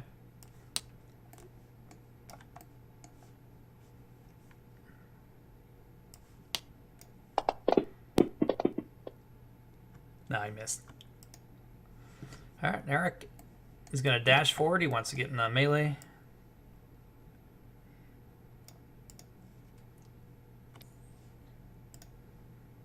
Owl. Owl uses the help action doing a flyby to give me advantage on my next attack. Great. And in there. All right, Darren. Okay, I'm gonna move out from behind this tree and come over here. He looks very cautious as he runs past this frozen giant that's still not moving, but he's a bit wary of it. And then I think I've got this guy within, range. I'm going to cast a Sacred Flame on that giant.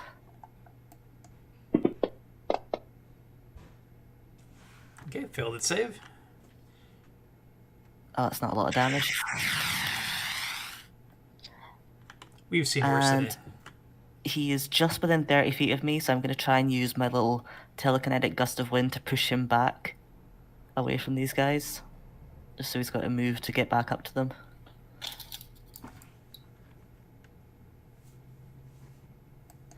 So it says strength save. I can't roll it for him, unfortunately. Okay, that's on number 1. I think probably as long as I don't roll 1, we'll see. I got a 17. Yeah, that passes, so he stays where he is. And that's me. Okay, Argalus.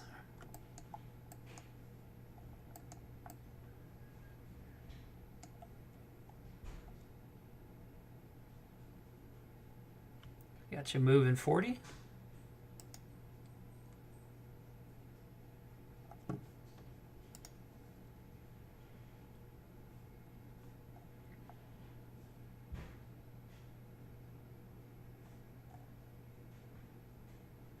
Argos got you muted. Not sure. I had an interesting conversation with myself. So later you can tell me how to lock the map so that it doesn't jump when it's my turn. Yeah. So I will target this guy and shoot him. Mm-hmm. And I will have to spend a new favored foe on him because my other one died. Yep. I see. So let me first roll to hit. Yay. Good time. I don't see favored fall on right now. Yeah, I'm going to apply it first. All right. I hope I didn't have to apply it before rolling the damage.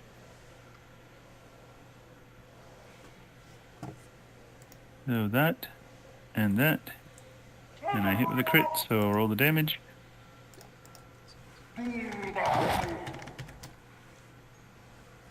Great damage. And then I'll shoot him again. Oh, I thought I was going to kick back on that 20. That would have been awesome. So then 12 damage from the second hit. Yeah. So and I'm sure you're not the only one that's tired of the map bouncing. So everybody that's sick of the map bouncing around on them, that's a default setting. We could change it by going under Tool to Options. It's the cog. And there's a per user setting, auto center on map. It should say on. If you just click the word on, it'll switch it to off. And that's options for the map, or? Yeah, options in the upper right of Fantasy Grounds under Tool in the sidebar. Okay. And then once that opens, for me it's like the 4th option down. It might be like the 2nd or 3rd for you. So turn it to off and it won't jump around? Yeah, exactly. Okay. Yeah, by default it thinks you would prefer that it bounced around. All right, thank you. Yeah, no problem. All right, Serena. Okay, seeing that this thing is almost dead, and I have confidence that it's going to be slain by the rest of my party members, so I'm going to get started on Mr. Frost Giant himself. Now I better go ahead and send 5 coins at the Frost Giant Servant 1. And I'll send the other 5 at the Frost Giant if he dies.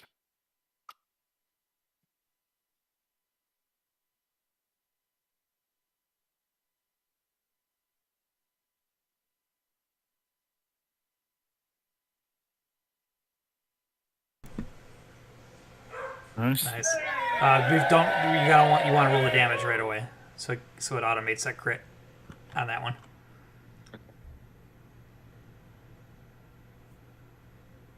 Okay, continue on.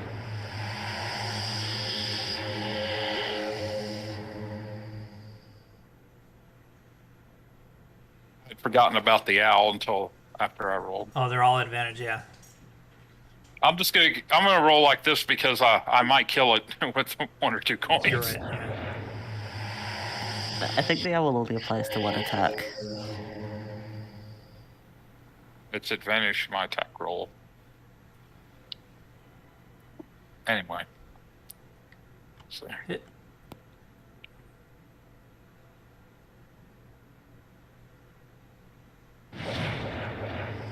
Is that 3 so far?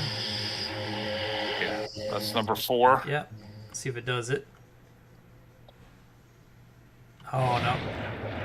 And the 5th one. Well, regardless, it's a hit. Yeah, there you go. So, excellent decision on that split.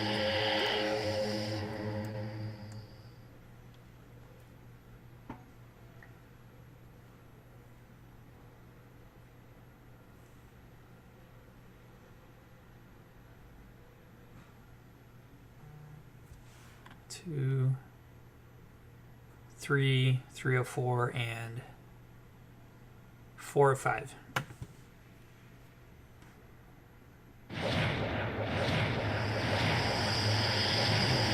And I levitate another 10 feet to make sure that I'm completely out of his range. I'm removing the incapacitated effect.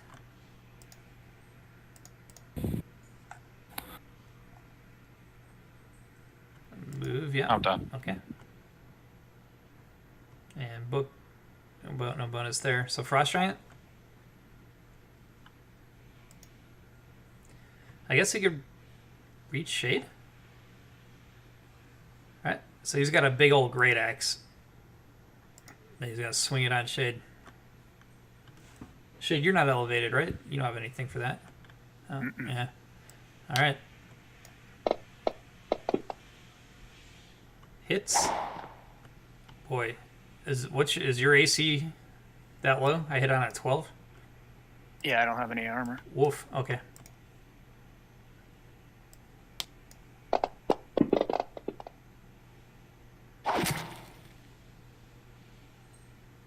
Second attack. It's on a 15. Alright, guys. Alright, Shade. The Zentarum will make you pay. Yeah, oh, sorry. It auto-rolled the death effect. I didn't. That's a default option. You just passed, though. So, you have 1 pass. Alright, Voltron. Just so you guys know, Narek 3i does have a heal. Like the I've got heal healing spell, words that's as pretty well. awesome. Yeah, he's got a cure wounds. Oh, okay, that's better. Oh, sorry, yeah. Oh, yeah, sorry. He says he has the. I see what I said. Yeah. I can get a healing word up as well.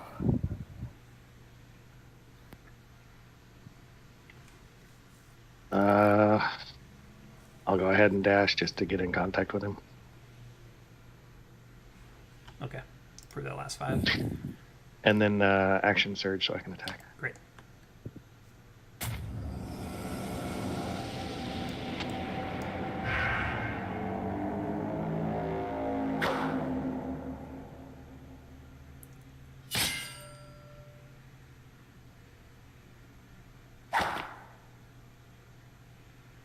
Ooh. 1. That's it. Okay. Then a book. He's got something. I think this will be better. He's going to drop his musket and pull out 2 pistols for a multi-attack. Because now he's within this nice short range. So first pistol attack. Missed. Second pistol attack. Even worse. Alright, Neric, as mentioned. He's got a 40 foot. Or he's only got a 30 foot move. But I am going to cast Cure Wounds on Shade. There we go.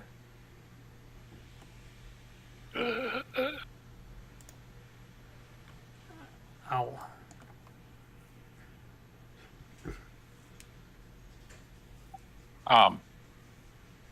My owl will take the help action and do a flyby to go back to where he is. Done. Yeah, you got it. Okay, help. Darren? Okay, seeing that Three Eyes got Shade at least conscious, I'm going to move up 5, 10. If I go here, can I still hit it? Am I within range? Yeah, because Yeah, okay, I'm gonna go there. I'm gonna try and use... Okay, I'm gonna use my inspiration to attack at advantage and try and use Shocking Grasp.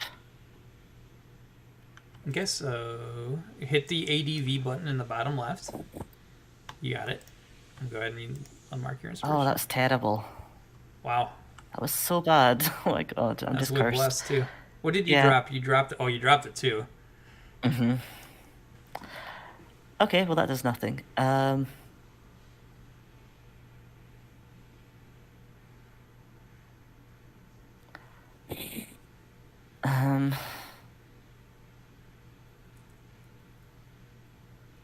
Can I try and use my little telekinetic gust of wind to push this giant away from me?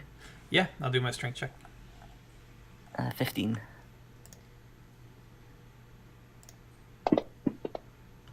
I got an 8. So 5 feet. Okay, pushed 5 feet away from me. And then this thing's got reach. I've seen it with like this big axe. I imagine even with that push, I'm still gonna get whacked if I try to run away, right? Yeah, it does have a 10-foot reach, so yeah, it could use its reaction to attack of opportunity. Yeah, the idea was if Shot and Grasp had worked, it wouldn't have been able to, but that didn't work out. I guess I'm staying where I am. Alright, Argolis. Alright, I'm Sorry, going to I've not been cast very helpful this fight. Hunter's Mark on this guy. Bonus action, Hunter's Mark. And then I will shoot him.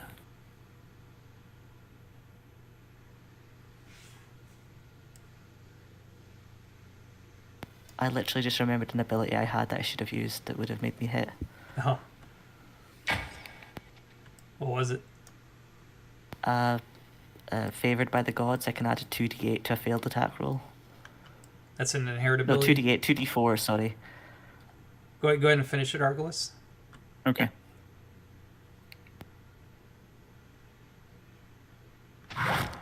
Is that an inherent ability, or is that something you have to activate? It's from being a Divine Sorcerer, but it doesn't cost any action to activate it. You just do it when you fail an attack roll. Okay, if it's inherent, then I'll let you do it. Go ahead. Okay, another d4.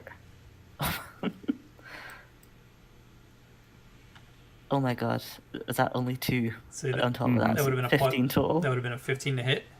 Yeah. Let me see what his armor class is. Your god has deserted you. Yep, that would have just hit him. Armor class is 15. Oh my god, Yeah. okay. Okay, so go ahead and roll the damage.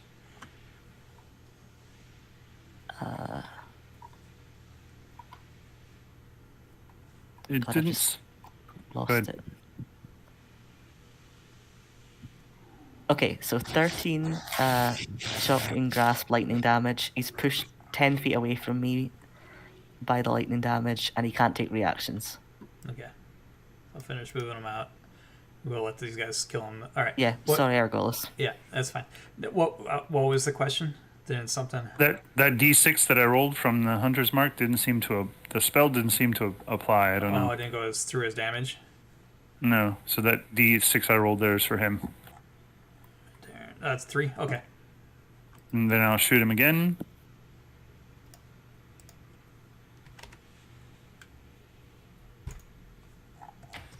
Got it. And another 3. Yeah. Got it. Okay. I am done. All right, Serena.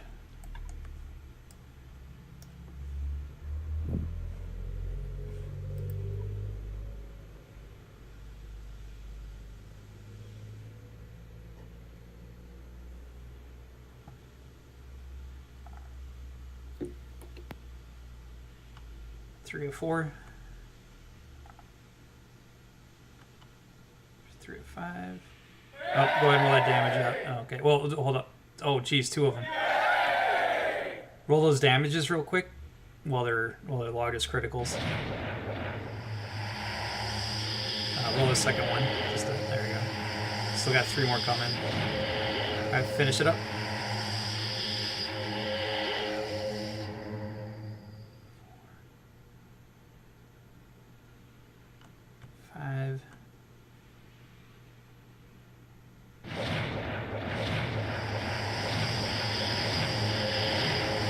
Okay, that's my bonus action. Now I'm going to take my action. Ooh, gross.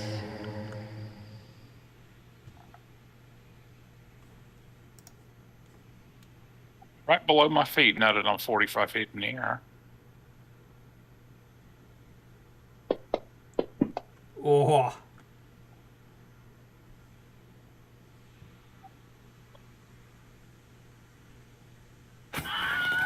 Very cool. Throw a fireball right underneath my feet. Like want Super Saiyan mode. And then I laugh as the coins start making a circling crown around my head.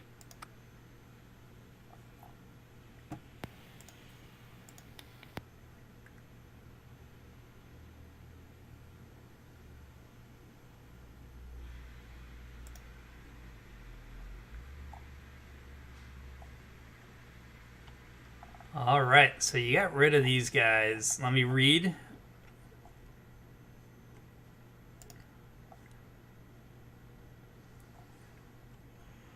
Where are we on this story?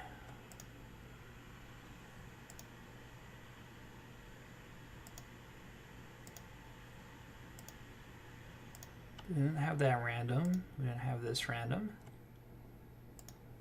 This is very weird.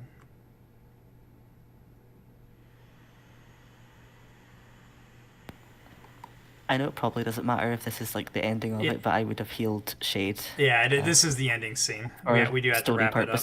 Yeah, we got another session starting in 18 minutes. To give you guys a break for those that are going to that one. All right, so you guys, after you finish the encounter with the Frost Giants, you come upon the Earl of Fizzerridgel. Who wants to try to say that word? Remember it? The ship.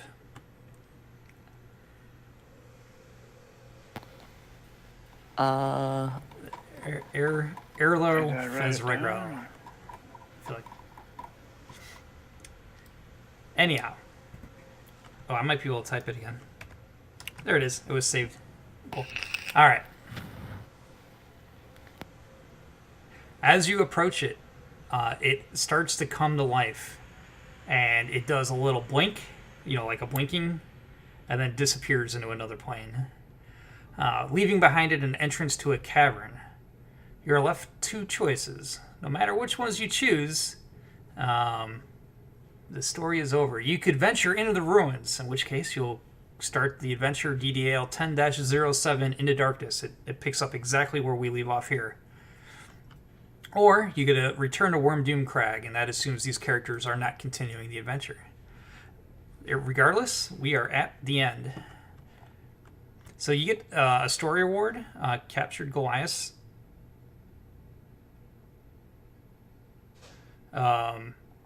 I did have to skip this for the sake of time, but before this thing disappeared, the Nyogi you would have witnessed them putting some whatchamacallit, Goliaths into their ship before disappearing. Let me see. Let me give you an image of these Nyogi just so you guys, so it comes up again.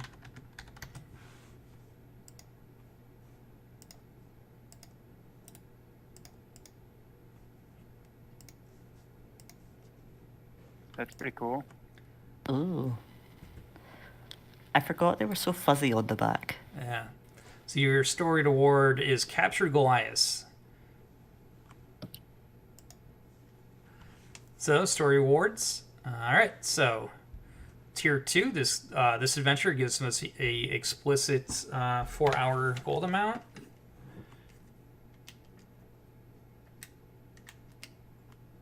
So at 30 gold an hour, according to the adventure. So every player is going to receive, was that 120 gold?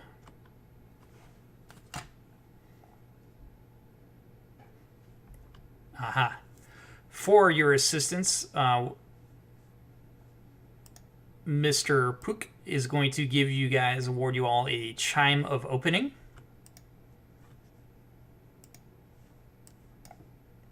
Chime of Opening. Ooh.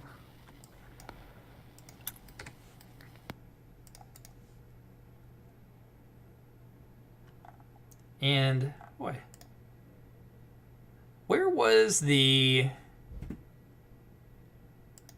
There is a prosthetic limb. I just don't know where this would have come in. Maybe in the troll cave? Ah. Would have been one of the random encounters. So I rolled a different one. Yeah.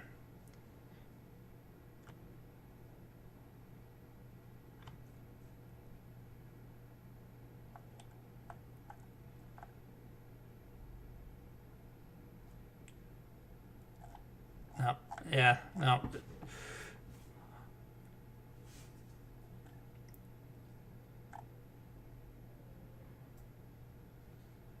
Ah. I did miss it because we had to speed this up. So you guys would have got a prosthetic limb. Sorry, I had to cut that part out just for the sake of time to get us in under time. Oh, no worries. Yeah, it would have been a Nyogi ship that showed up and captured these guys. But that's what you would have got from them. Okay. And I think that's it. That's our adventure, guys. So you guys got about 13 minutes if you're playing slot 2. Can you long rest us? Thank you. Yeah, I'll give you a long rest. If you take unless you don't want to for your game, I don't know. Oh no, I'm not running another game. So. Yeah, okay. I think we have players at this table that are playing in the next one somewhere else. Are you able to post what the story award is in the Discord? I don't know why, but I can't see it. Yeah, I'll get that.